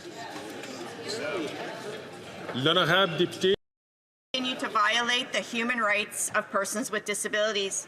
Even while they're getting sued by their own accessibility commissioner, this government continues to propose an inadequate and inaccessible Canada disability benefit. This is cruel and callous. This government has received over 10,000 pieces of input through consultation, and the Cabinet needs to act on it. Will the Liberals finally listen to the disability community, increase the benefit, unlock it from behind the inaccessible disability tax credit, and get it out to people now? The Honourable Minister for Disability Inclusion. Mr. Speaker, our government has done more than any other government when it comes to supporting and building a more accessible Canada. Once again, our government is stepping up, delivering a new historic support in the Canada Disability Benefit, which is going to help over 600,000 Canadians with disabilities. While the NDP and the Conservatives are focused on their own political ambitions, Mr. Speaker, we're focused on delivering for some of the most vulnerable in our communities. And Mr. Speaker, we're on track to deliver this benefit next July. Thank you. The Honourable Member from Wellington, Halton Hills. Mr. Speaker, the bad news keeps rolling in from credible financial experts. This week's Economist, quote, Were Canada's 10 provinces and 3 territories an American state, they would have gone from being slightly richer than Montana, America's 9th poorest state, to being a bit worse off than Alabama, the 4th poorest. Alabama. To fix a problem, one has to admit that it exists. Will the government admit that under its policies, Canada is now poorer than Alabama, America's 4th poorest state? Hear, hear.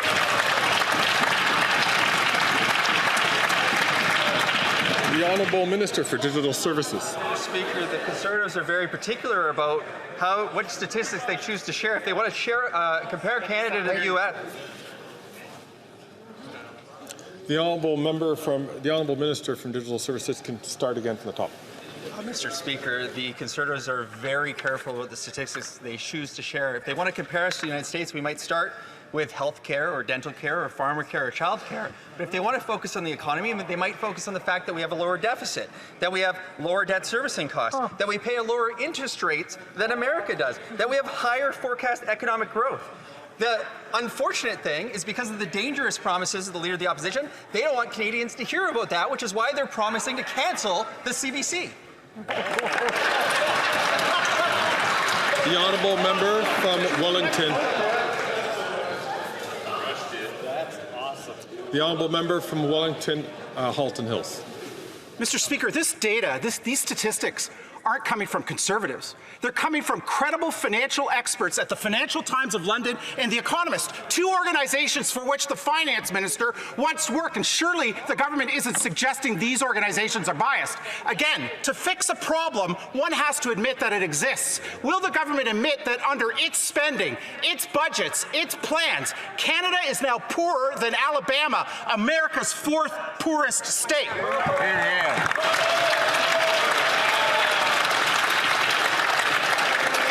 The Honourable Minister for Digital Services. Of course not, Mr. Speaker. What the member opposite is saying is ridiculous. The truth is that the Leader of the Opposition offers Canadians no viable solutions. On housing, they want to add 5%.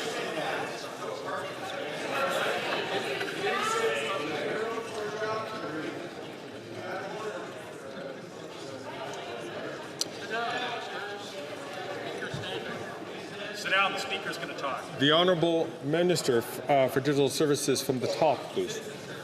Well, thank you, Mr. Speaker. They don't want to hear this information. The truth is the Leader of the Opposition offers no solutions for Canadians. On housing, he wants to add 5% tax on apartment construction.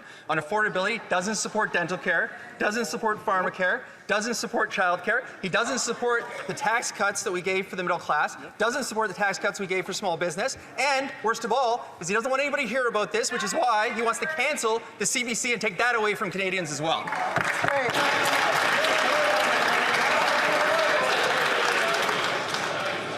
The Honourable Member from Simcoe North.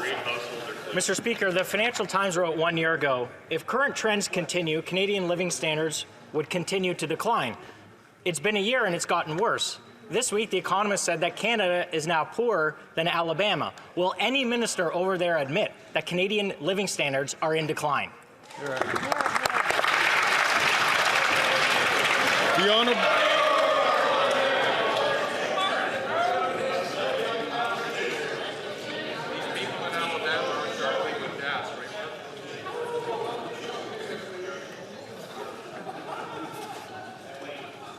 The Honourable Minister of Health. Well, Mr. Speaker, the member opposite is now the second member to admire Alabama and say that Alabama is doing better than Canada.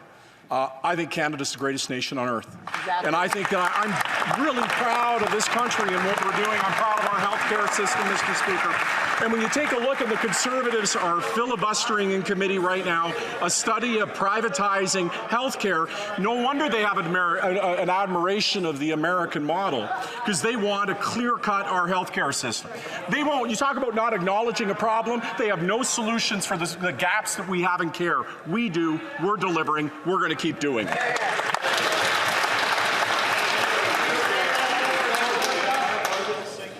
The Honourable Member from Simcoe North.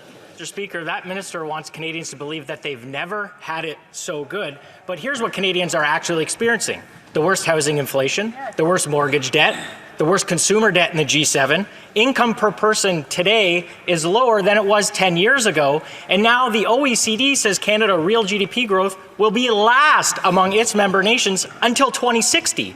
So will they finally admit that under their leadership, Canadian living standards are declining? He's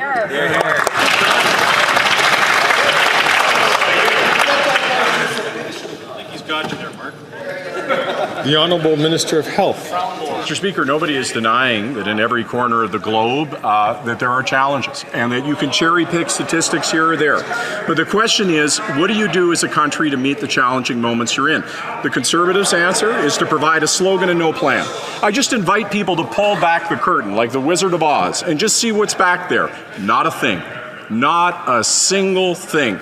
In difference and in contrast, we have a plan. Since last I spoke in this House, we've gained 50,000 people in dental care. That's 800,000 people getting care on something they won't even admit exists. This is about doing hard work and doing the right thing, Mr. Speaker.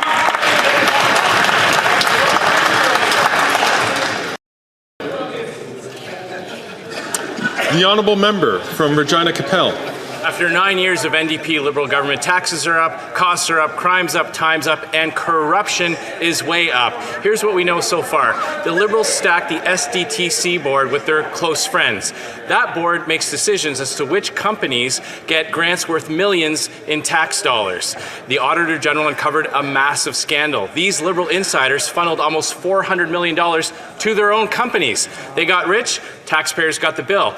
Now the government's refusing to hand over the documents to the RCMP for a potential criminal investigation. So what have they got to hide? The Honourable Leader of the Government in the House of Commons. Mr. Speaker, again, the House Leader for the Conservatives is completely false in what he is stating in this place. What is true is that the Conservatives have put forward a motion that would blur the lines between the independence of the legislative and judicial branches of government.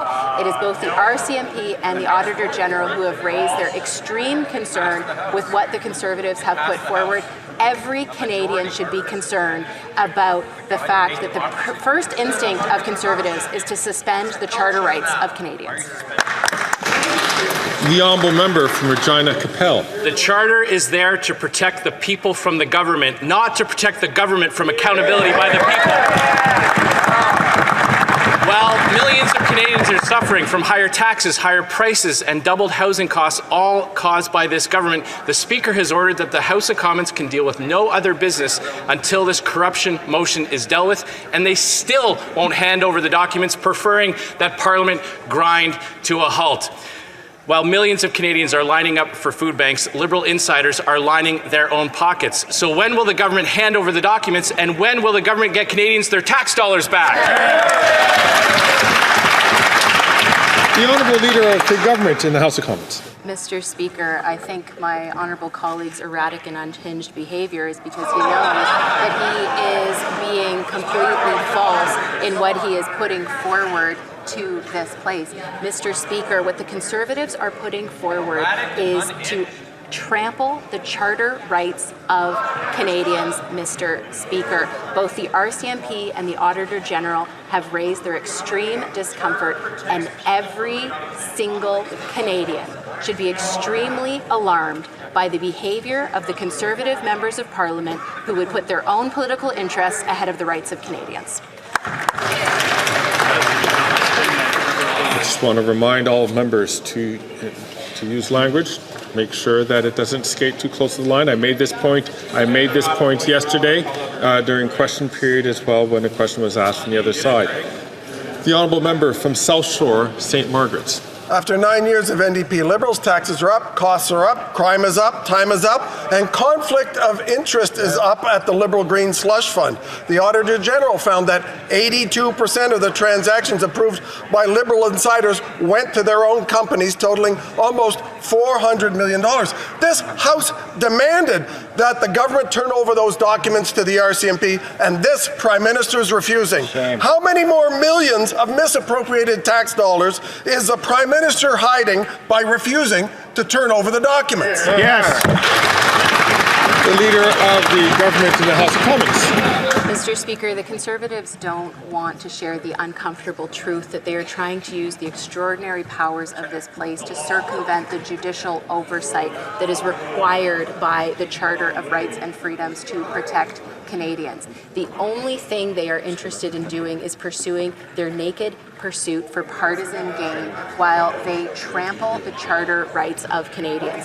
Every Canadian citizen and resident should be extremely alarmed that instead of protecting their rights, they are looking for their own political gain. Thank you, Mr. Speaker.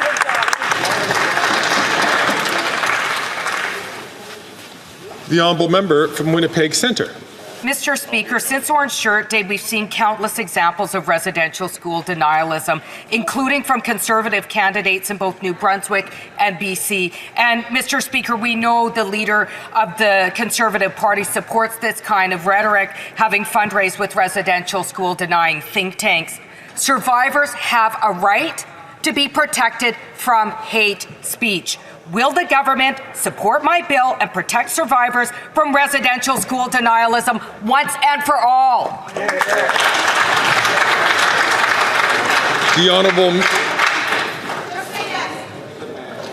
The Honourable Minister for Crown Indigenous Relations.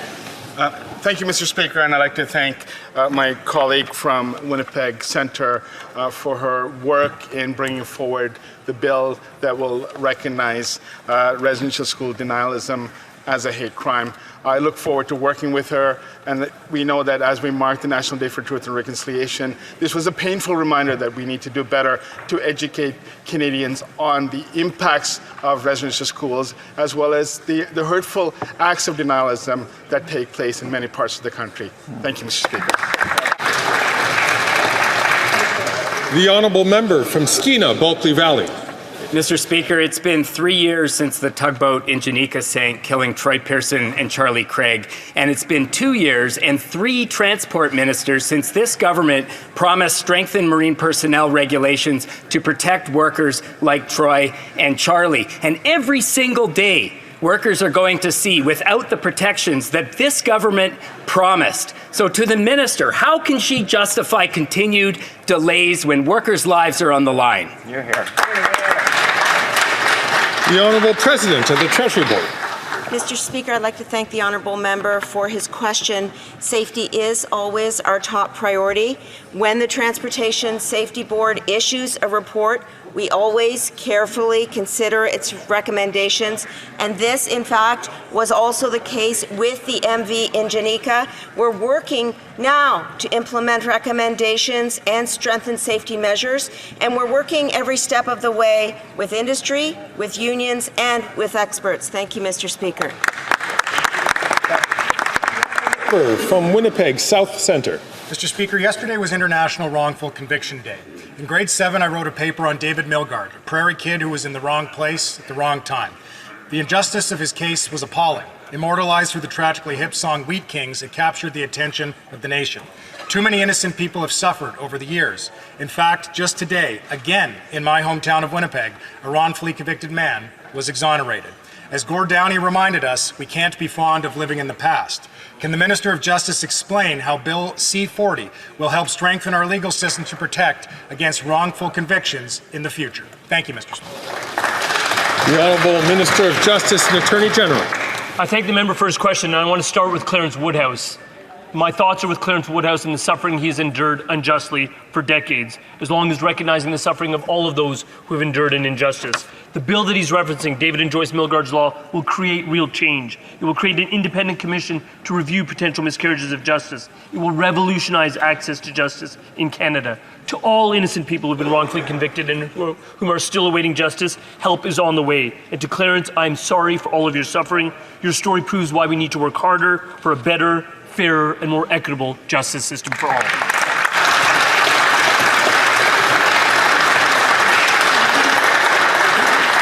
The Honourable Member from Leeds, Grenville, Thousand Islands and Rideau Lakes. Carbon tax Carney took on a role as the de facto finance minister for the NDP Liberals, and almost immediately he got $2 million for his buddy who owns Telesat, and then he landed discussions for his $1 trillion company Brookfield to get their hands on 10 billion Canadian pension dollars. And then he starts sending fundraising letters for these Liberals. After 9 years of these NDP Liberals, taxes are up, costs are up, crime is up, and time's up for their corruption.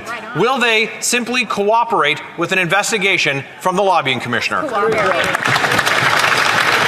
The Honourable Minister of Health. Well, thank you, Mr. Speaker. Well, they continue to try to smear a Canadian who is recognized around the world for his work. I want to go back to their weird admiration of Alabama. Did you know that Alabama has the 3rd lowest life expectancy in the United States? Did you know that the life expectancy in Alabama is a full decade lower than in Canada? Did you know that in Alabama they have some of the most restrictive rules around a woman getting access to an abortion or contraceptives? Is that what they admire about Alabama? Is that why they're talking about upping Alabama's and saying that Alabama is better than Canada? I wonder why they're so interested in Alabama, Mr. Speaker.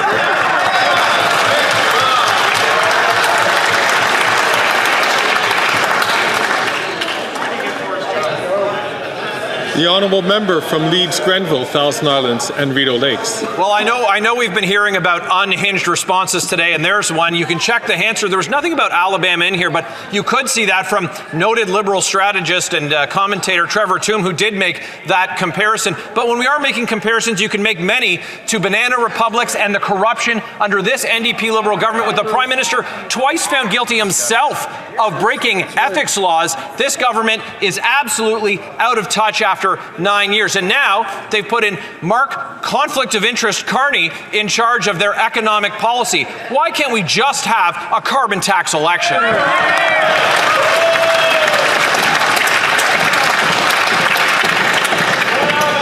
The Honourable Leader of the Government in the House of Commons. Thank you, Mr. Speaker. I understand why the member opposite's getting a little riled up, because there's some uncomfortable truths that are being put forward here. And while they continue to talk down Canadians and talk down our country, the bigger concern is what they're trying to do in this place, where they are overriding the charter rights of Canadians. Mr. Speaker, when it comes to privacy rights, and indeed when it comes to a woman's right to choose, what we know the first inclination of Conservative Member of Parliament is to do is to take them away. Thank you, Mr. Speaker. The Honourable Member from Calgary, Nose Hill. A $1 trillion everything corporation that's currently asking for billions of tax dollars recently faced shareholder calls for transparency after a scathing report raised questions about whether Brookfield engages in tax avoidance strategies when it comes to paying Canadian tax.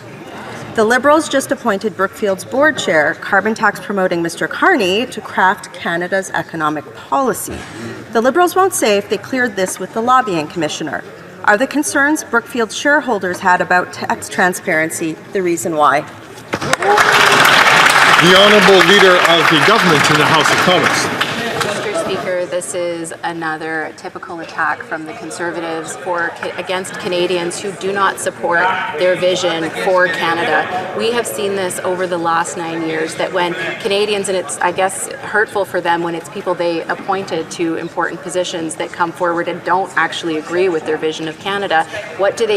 They attack them. They bring them down. They are not open to debate or to criticism, and their only inclination is to attack fellow Canadians. The Honourable Member from Calgary, Nose Hill. This is, Mr. Speaker, as another typical Liberal scandal. The Conflict of Interest Act prohibits ministers from furthering interests of their friends, which is why the Act requires ministers to declare close friendships with people who lobby. The Finance Minister has frequently mentioned her close personal friendship with the chair of Brookfield, and who now holds a senior Liberal economic advisory position. In describing her relationship with the carbon tax promoting Mr. Carney, the minister said things like, "Truly, Mark is a personal friend of mine, very long-standing. I speak with Mark often, and he's the godfather of my son." Has the minister declared her friendship with the world's...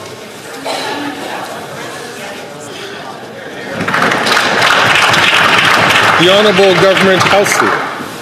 Mr. Speaker, again, this is just a simple personal attack because the Conservatives are sad or disappointed that there are eminent Canadians that don't support their dangerous vision of Canada, to be honest. There's a reason why Canadians who have global recognition are working to support a progressive vision of this country. But what we see from the Conservatives is that when Canadians or organizations don't support them, all they do is attack. From St. Albert, Edmonton. Mr. Speaker, the shady business partner of the Minister of Employment testified that the Randy text messages implicated in a $500,000 shakedown is someone other than the minister. But, surprise, surprise, when he was ordered by the Ethics Committee to identify this so-called other Randy, he refused to do so. Everyone knows why. Will the minister just stand in his place and admit it's him? Here.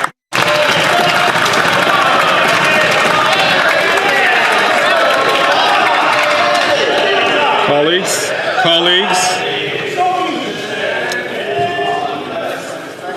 for the second time, and I hope the last time, I'm going to ask the honourable member from Brantford Brant please not to take the floor unless he is recognised by the chair.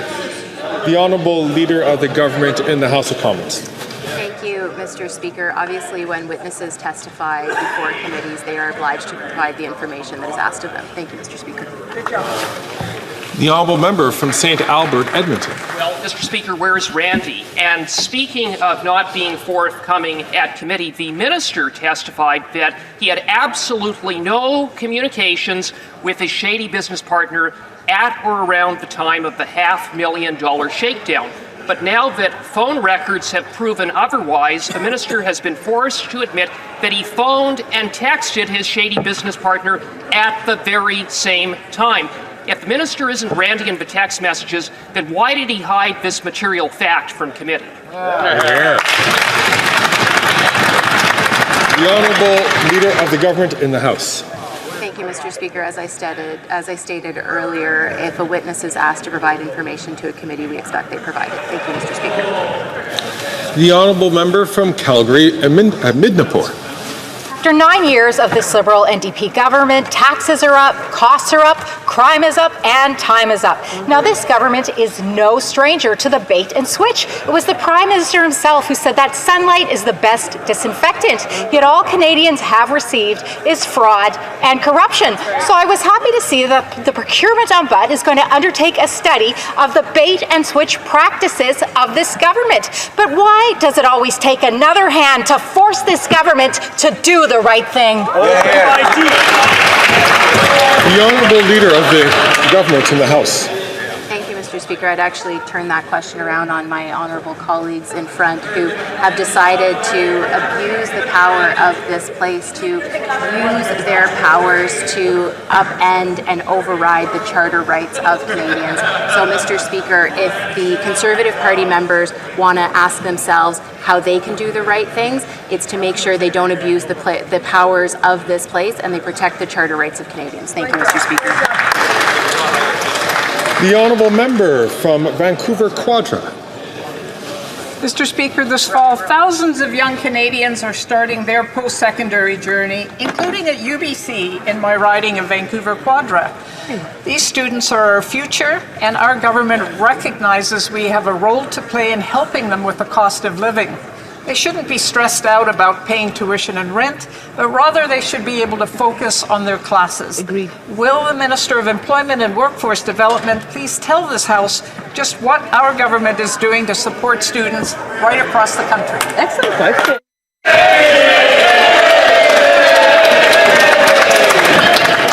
The Honourable Minister for Employment and Workforce Development. And the Conservative members in this House for congratulating us for all the work we're doing to make life easier for students. Whether it's taking off federal interest on student loans, whether it's making those student loans even doubling them, Mr. Speaker, you know what we're doing? We're making sure that apprentices are trained from coast to coast to coast. We've increased student loans. We've taken off the federal student debt. Why, Mr. Speaker? Because we're there to support students every step of the way. They're heckling us every step of the way. We're supporting students to build Canada and make sure we have an economy that is fair for every generation.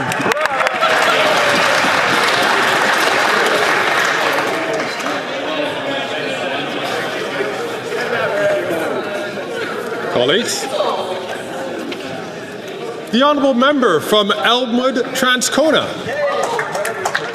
Mr. Speaker, for years, working families in my home province of Manitoba suffered from Conservative cuts to our healthcare system and social programs.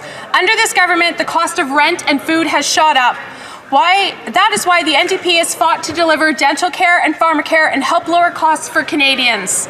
Anti-scab legislation to empower workers for better wages. While the NDP fight for measures to help people, I ask why the government refuses to crack down on corporate greed and ripping off the hard-working members of Elmwood Transcona. The Honourable Minister of Health. Thank you very much, Mr. Speaker. I welcome my honourable colleague to this House. I look forward to their contribution. And, you know, we may disagree on how we get to solutions, but it's really wonderful to work with parties that are focused on solutions. We have parties that are really interested in finding common ground and doing things like dental care, which has seen 800,000 people get care, finding solutions like affordable medicine. And then we have a party obsessed with slogans with nothing behind them, who won't even admit they have no plan whatsoever for a senior who needs dental care or a person who needs essential medicine. Really, their message is, you're on your own, but we got a fun slogan.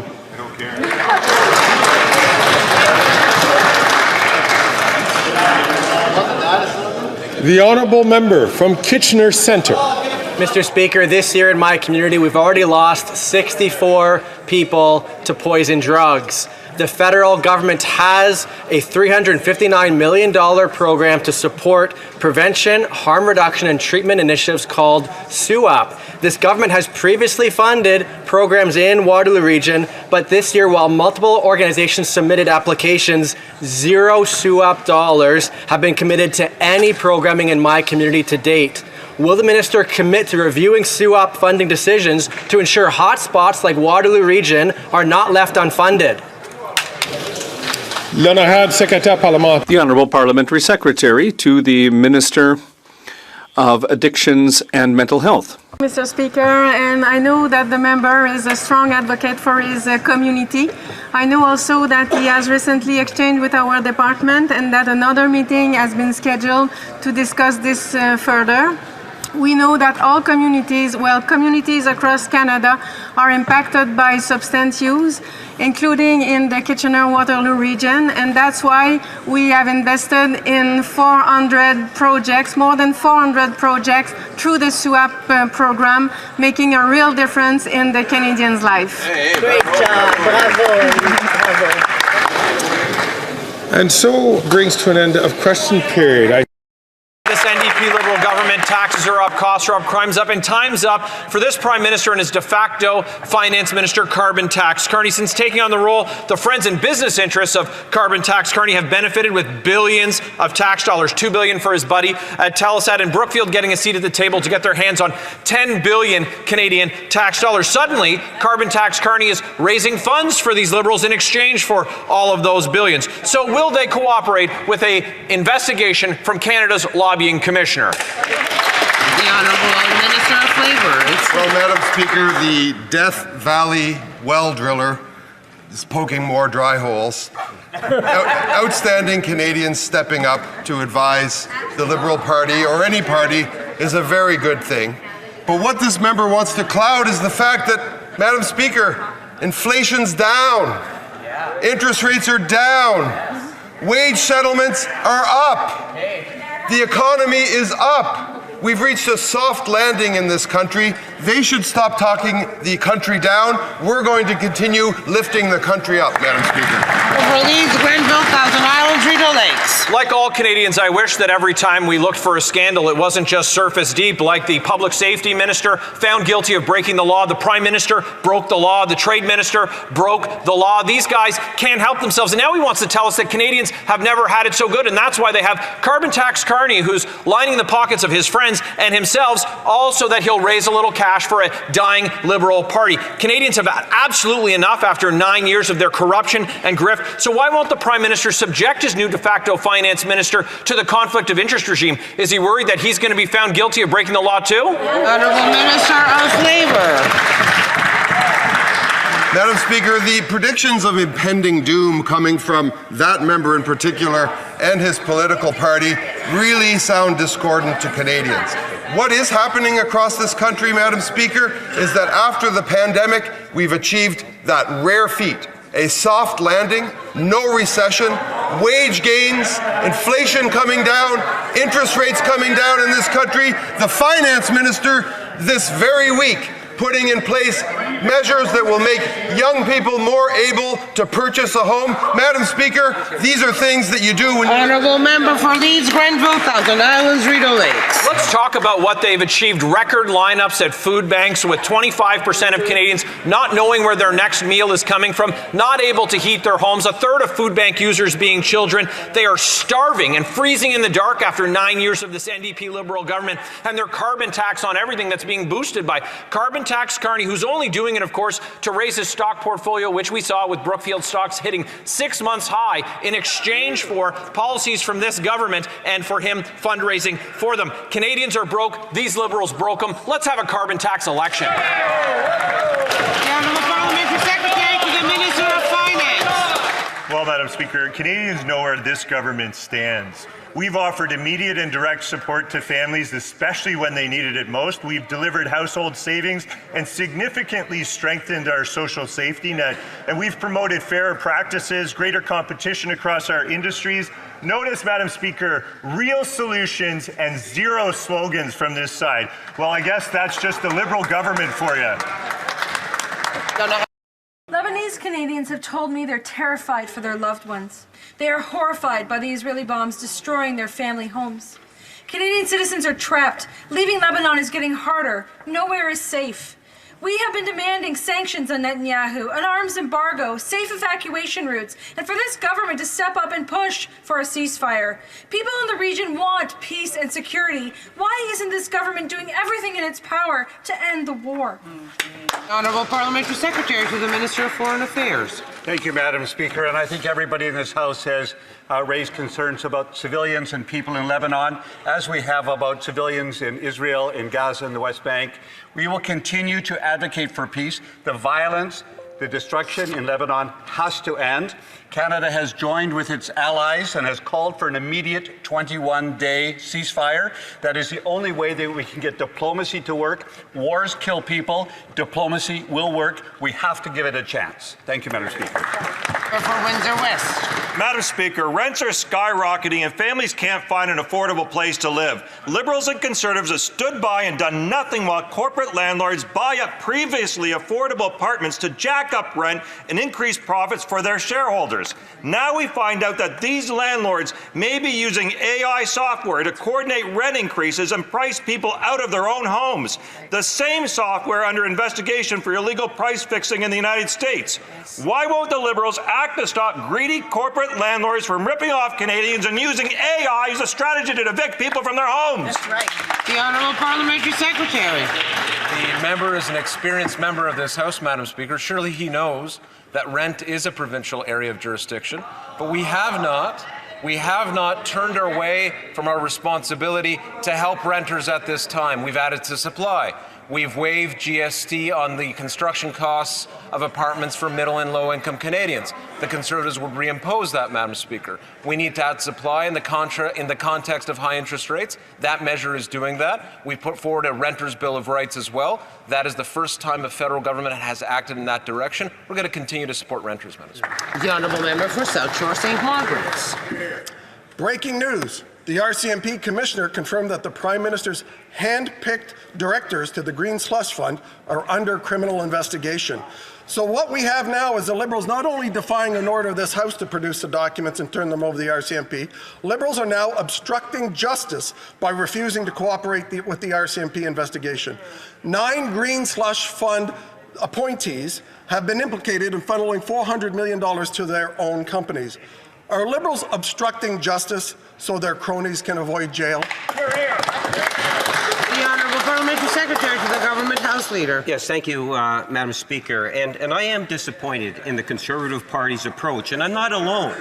If you take a look in terms of what it is that the Auditor General of Canada is saying and the RCMP is saying in regards to the Conservative tactic, and people should really note this, they are extremely uncomfortable. You have caused a great deal of discomfort to those independent offices because of your behavior here on the floor of the House of Commons. The honourable member to speak through the chair. I hope I haven't caused anything to anyone. The honourable parliamentary secretary. Madam Speaker.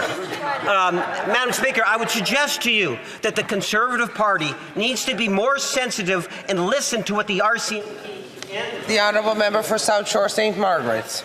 This House is listening to the RCMP when the RCMP commissioner said yesterday that he's investigating the corruption at the Green Slush Fund. You know, they use as an excuse the Charter. The Charter does not exist to protect Liberals and prevent and create obstruction of justice opportunities. As Liberals cling to dear life to the secret documents, they obstruct justice. Hundreds of millions of dollars have already been funneled to Liberal cronies.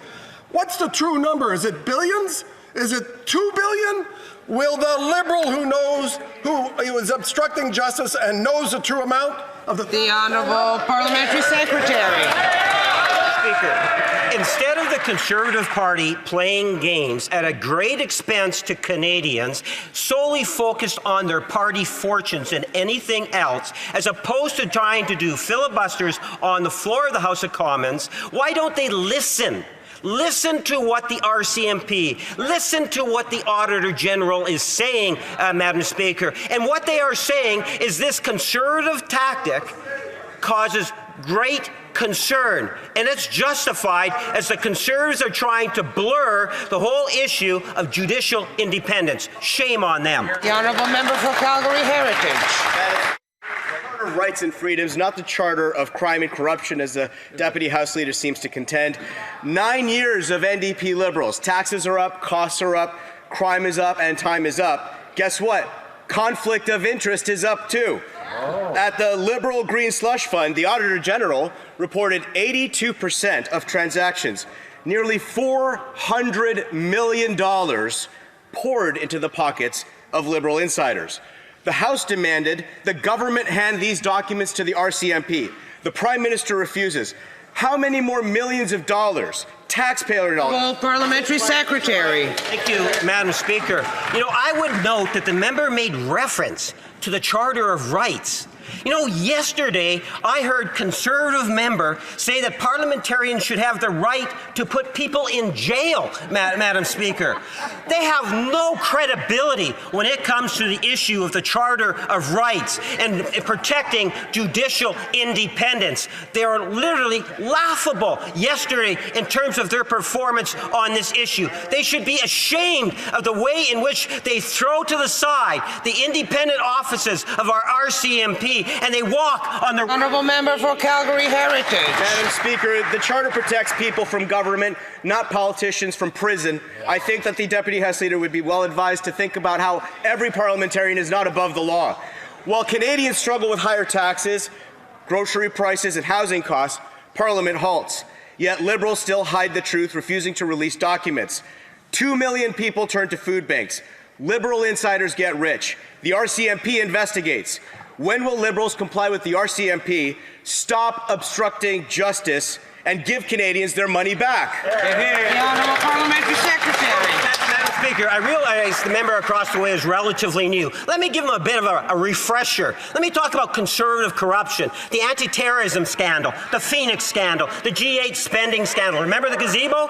The ETS scandal, $400 million. The F-35 scandal. What about the Senate scandal? Not to mention the election scandals. Madam Speaker, there's a plural on that one because one of their members actually went to jail, Madam Speaker. We don't need to be taking lessons from the Conservative Party of Canada on scandals. They led the way. Honorable député de Mégantic. After 9 years of these NDP Liberals, taxes are up, costs are up, corruption is up, and time is up. Now it's confirmed that the RCMP is doing an investigation into this Liberal Green Slush Fund. $330 million of taxpayer funds was paid out in 186 cases of conflicts of interest. It is despicable that Liberal insiders lined their own pockets. Those who broke the law must be brought to justice. So when will this scandal-ridden government hand over all the documents to the RCMP and recover every last dollar of embezzled funds? The Honourable Parliamentary Secretary. Madam Speaker, I would pose the question, when will the Conservative Party actually start respecting the independence of the RCMP? When will they take and start respecting the independence of the Auditor General? When will they actually start to work for Canadians inside the House of Commons by stop talking so that we could actually get on to government legislation and do what the resolution or the motion that they brought forward, and that was to see the bill or the motion actually go to the Standing Committee, Madam Speaker. The Honourable Member from Montmagny, Lille, Kamouraska, Rivière-du-Loup. Madam Speaker, 9 years of this Liberal government means 9 years of... Our Parks Canada employee... The proof, his own executives were caught discussing cancelling prescribed burns for political optic reasons. Yet prescribed burns are an essential tool for preventing wildfires. Will this minister accept responsibility for his failure and apologize to the 2,000 residents of Jasper who have lost their homes and their businesses? The Honourable Minister of Environment. What the member opposite just said is simply not true. And if I wasn't in this House, I would probably be using another word. There's been 10, 15 prescribed burns in the last 10 years, Madam Speaker, and the email he's referring to, our Parks Canada employee, discussing whether or not to use mechanical removals or prescribed burns. What he's saying is absolutely false, and he should be ashamed, Madam Speaker. Madam Speaker, the Minister of Environment claims to be proud of his preparations for the catastrophic Jasper wildfire, yet 1/3 of Jasper was destroyed. $1 billion in damages, 2,000 people homeless. It can hardly be described as a success.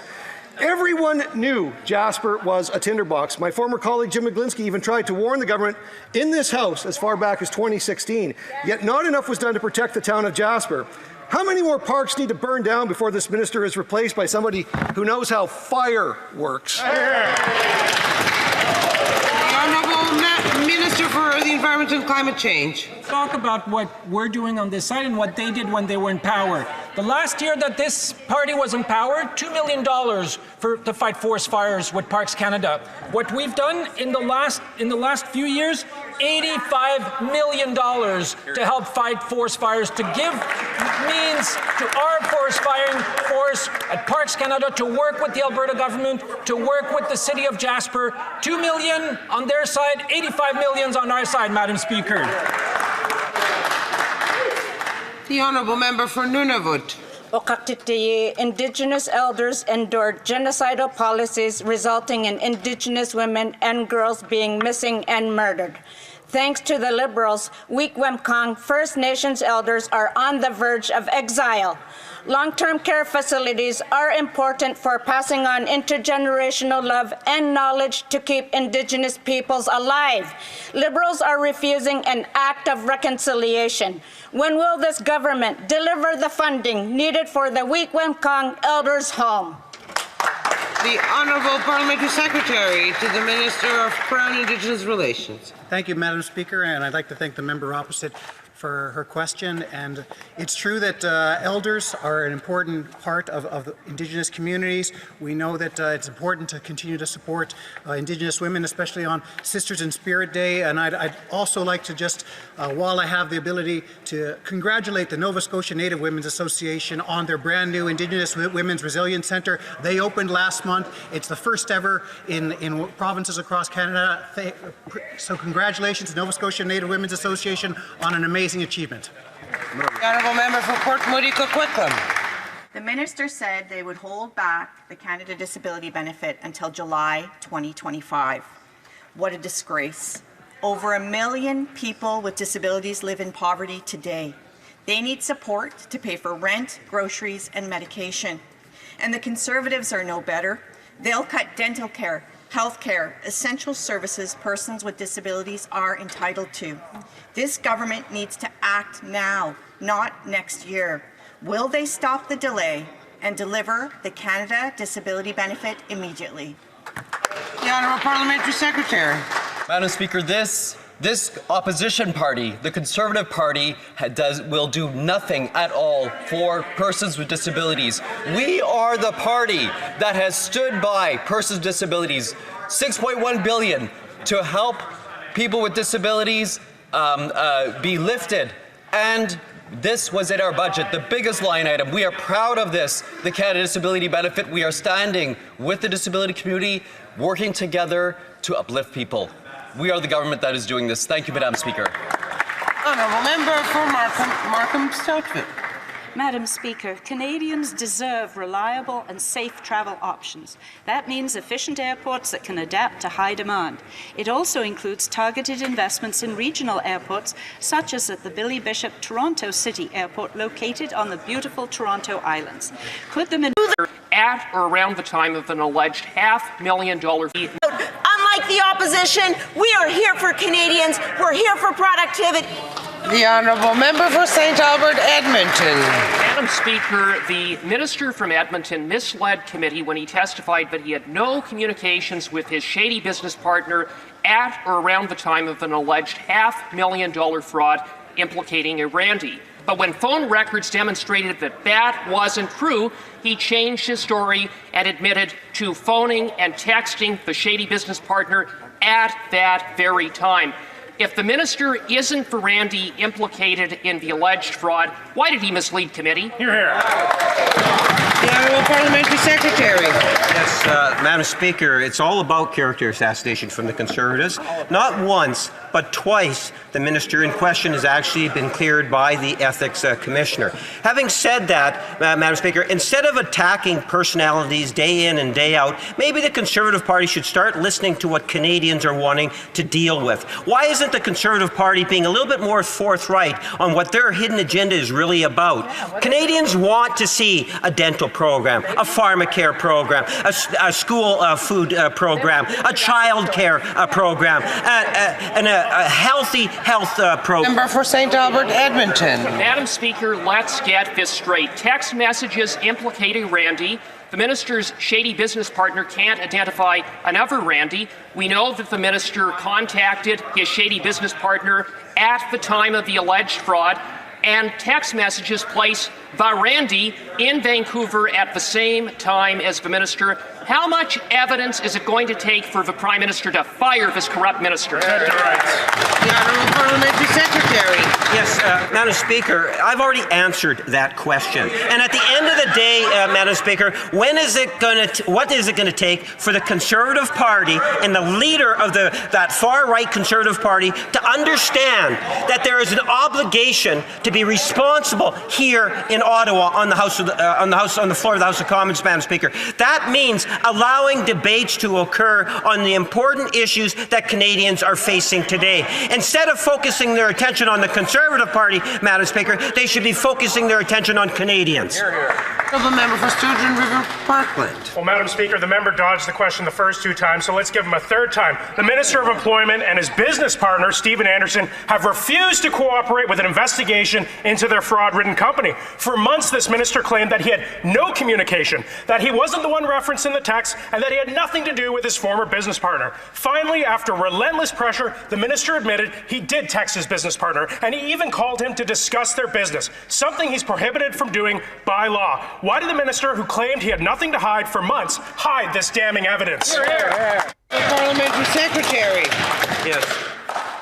Thank you, Madam Speaker. You know, I've indicated very clearly the Ethics Commissioner, which is an independent office of the House of Commons, has not once but twice cleared the minister. Having said that, Madam Speaker, my challenge to the Conservative Party across the way is to understand that they actually have a responsibility to Canadians that goes beyond serving the Conservative Party of Canada. Madam Speaker, I would suggest that they are doing a great disservice to Canadians in every region of the country by the behaviour that they take day in and day out on the floor of the House of Commons. Member for Sturgeon River Parkland. Well, Madam Speaker, I would say that this Liberal government has a responsibility to tell Canadians the truth. This minister, only after turning over his phone to the Ethics Commissioner, only after months of relentless pressure, finally admitted that he did indeed talk to his business partner, something he's not allowed to do under law. He admits that they discussed business, and this was after his business partner lied to a parliamentary committee by ridiculously claiming that the 9 references to the minister was just an autocorrect. If the minister can't be trusted to disclose what he called just an innocent conversation. How can he be trusted to be truthful? Parliamentary Secretary. Madam Speaker, not once, but twice the Ethics Commissioner has cleared the minister. That is the truth. The member makes reference to the truth.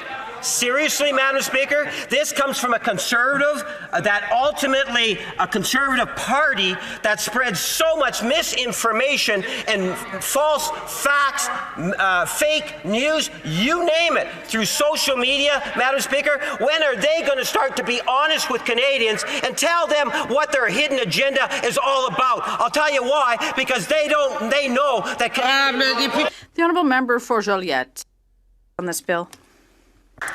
After 9 years, this Prime Minister is not worth the cost or the corruption. We now know the Prime Minister's friend and media buddy, Tom Clark, was instrumental when it came to purchasing his new $9 million luxury condo on Billionaires Row in New York. A condo which includes Italian marble, a $5,000 coffee machine, and a golf simulator.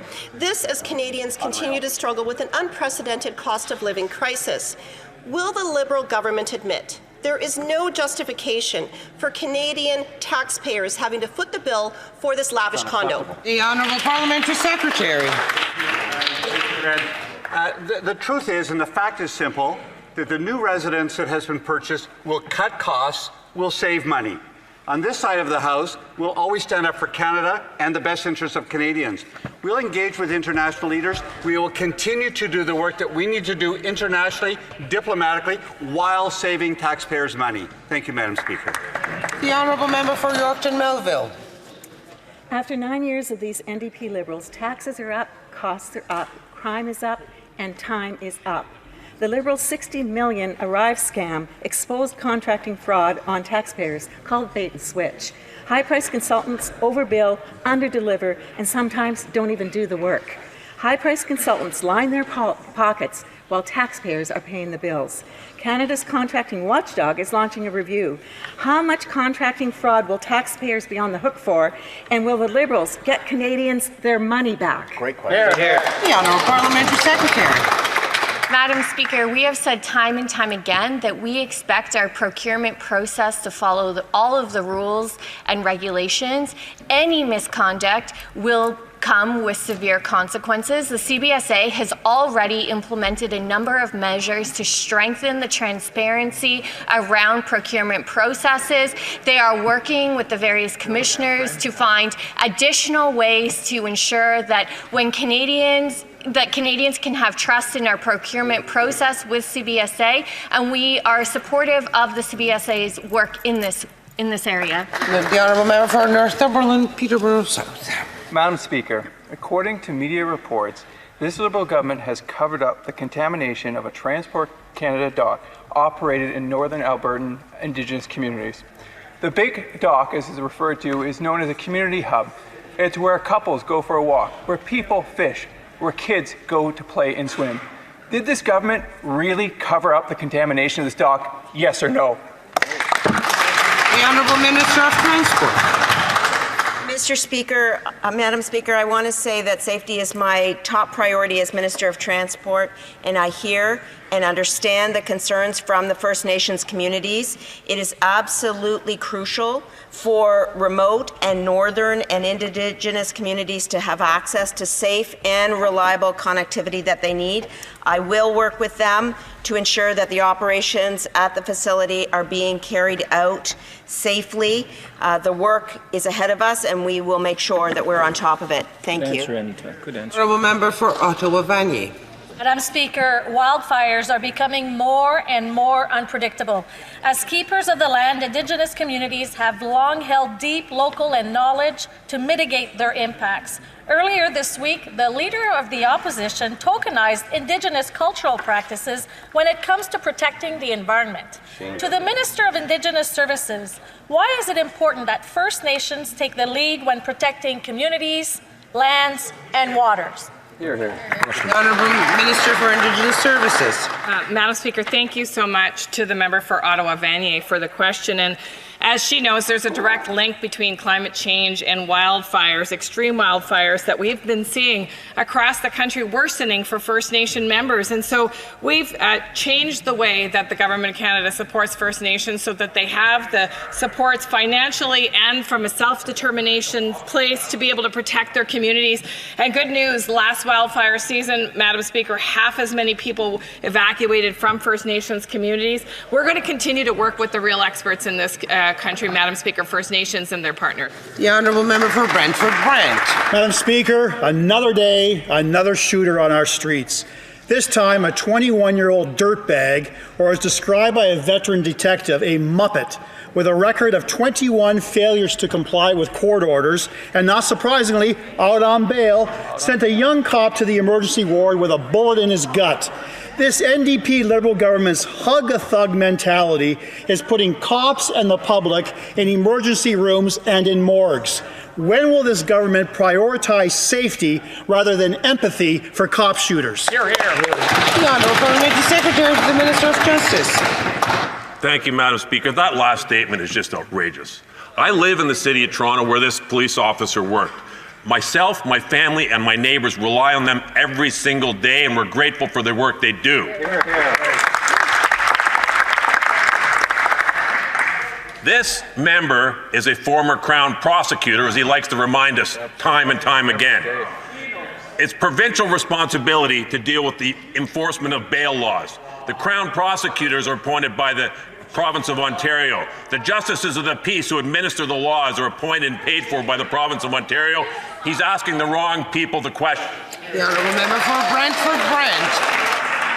Almost everyone they arrest is out on bail. No one stays in jail where they belong. And they laugh. This is the president of the Toronto Police Association. Wake up.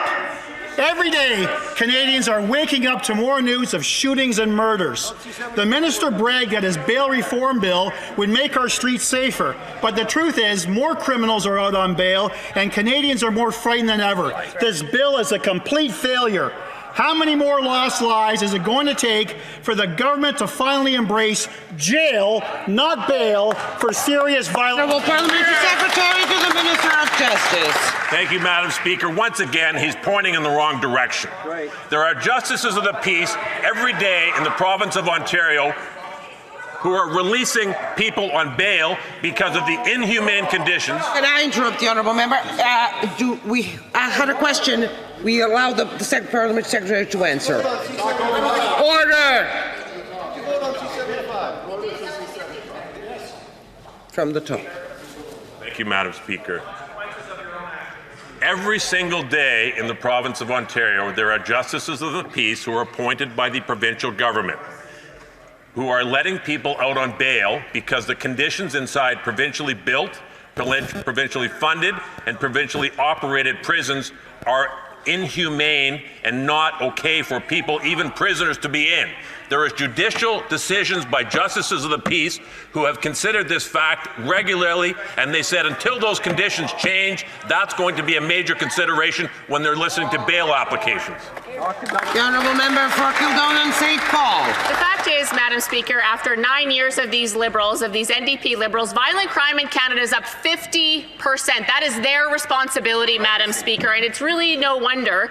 Police report there are 790 repeat violent offenders just walking the streets in Mississauga and Brampton. Police say almost everyone they arrest is out on bail, yet Liberals have made it very clear, especially yesterday in question period, that they support repeat violent offenders getting bail, no matter what, no matter who gets hurt, Madam Speaker. What is it going to take for the Liberals to realize that their catch and release policies are costing innocent Canadians their lives? Honourable Parliamentary Secretary. They just don't understand, Madam Speaker. They don't want to understand, Madam Speaker. The laws are in place. They can't be enforced properly because the province is underfunding the system. 1 hour ago, none other than Ben Mulroney was on his podcast, and he said one of the biggest problems is the lack of resources provided by the provincial government in the province of Ontario, and that's why people are getting out on bail. Full stop. They need to pay attention, look in the right direction. The laws here are in place. They stop sensationalizing and be serious. The honourable member for Dartmouth Cole Harbour. Madam Speaker, the Halifax Regional Municipality is home to a thriving maritime defence industry. Fleet Week, the Halifax International Security Forum, and of course our Atlantic Navy Fleet. In Dartmouth Cole Harbour alone, we're home to a thriving defence innovation ecosystem, including the Centre for Ocean Ventures and Entrepreneurship and hundreds of startups and established companies working and innovating in this sector. Can the Parliamentary Secretary to the Minister of National Defence share with this House how our government's investments in defence and industry will benefit the Halifax Regional Municipality, Canada, and the world? Mr. Secretary to the Minister of National Defence. Thank you very much. As a proud founding member of NATO, we know Canada must do our fair share on the world stage. And this week, I was very pleased to open one of 3 international headquarters for the NATO Defense Innovation Accelerator for the North Atlantic, or DIANA, in Halifax, Madam Speaker. DIANA will facilitate cooperation between military operators and NATO's best and brightest startups, researchers, and tech companies. While the Conservatives are against funding for NATO DIANA, we on this side of the House are investing in Atlantic Canadian ingenuity and promoting NATO's defence excellence here at home. The honourable member for Esquimalt-Saanich-Sooke. Canada made a commitment to eliminate new cases of HIV by 2030, and there's still time to stop the spread of HIV, which is now hitting Indigenous women and other marginalized Canadians hardest. Community-based HIV organizations have laid out the necessary path in 2 proposals costing less than $175 million. Will this government provide the necessary funding to community-based HIV/AIDS organizations to ensure all Canadians are able to access HIV testing and then get connected to care? Or, despite its promises, is this government okay to continue to see the number of new HIV cases in Canada rise instead of fall? The Honourable Parliamentary Secretary. Thank you very much, Speaker, and I want to thank the member opposite for his steadfast advocacy for patients suffering from HIV/AIDS. I believe that the member opposite would agree that we are all committed to making sure that we provide a care for people who suffer from HIV/AIDS, and that's why our government has been investing over almost $90 million to help tackle sexually transmitted and blood-borne infections across Canada, which includes almost over $30 million under the HIV and Hepatitis C Community Action Fund and the Harm Reduction Fund. Of course, there's more work to be done, and we'll continue to work with all members of this House to ensure that all Canadians suffering from HIV. The Honourable Member for Richmond-Arthabaska. Madam Speaker, Quebecers who use community clinics, hospital dental departments, or long-term care homes can't access the federal dental care program because of disputes between the Quebec and Canadian governments. Some of these patients are children, are vulnerable, or less affluent, or have a disability. Dentists are sorry that they can't register their patients. All of these people are trapped and penalized because our governments can't get their act together.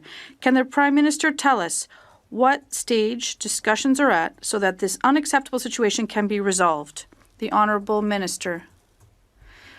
Madam Speaker, I'd like to thank the member for his question, and I share his indignation with respect to the Quebec government that wants to prevent dental treatment to the most vulnerable members of our society, people who are in long-term care homes, children in the hospital, Saint-Justine, who don't have access to this care, even though they pay their taxes. Normally, the Bloc would be against this, and I would ask them to add their voices to ours.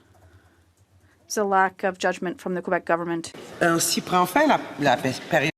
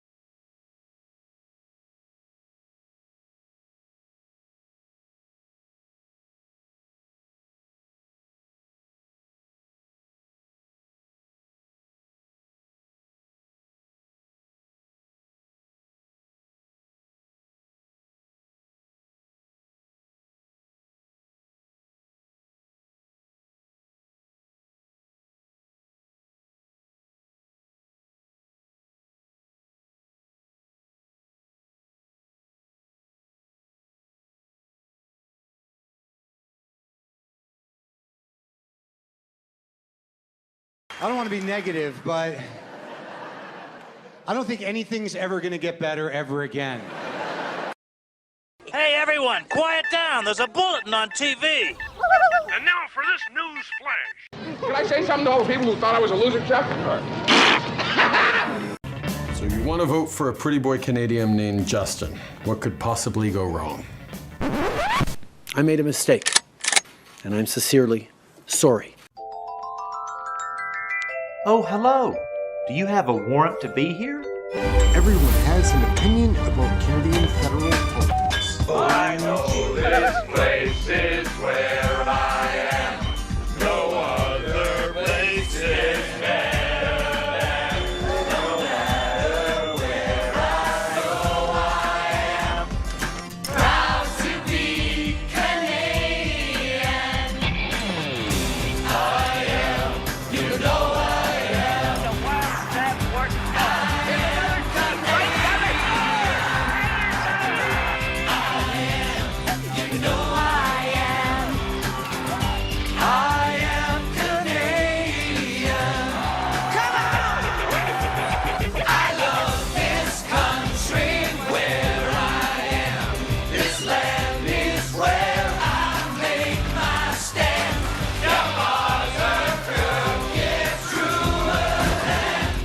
The one we call Canadian. Canadians.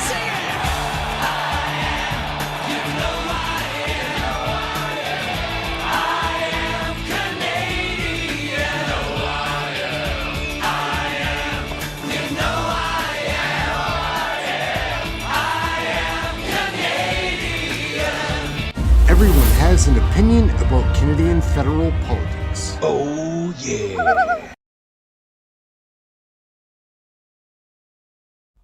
That's it, gang. We're just wrapping up. Thank you all for tuning in. We'll be back Monday with another great live show. Check you out then. Thank you for watching this video and hanging out. Better, gang. You're the best.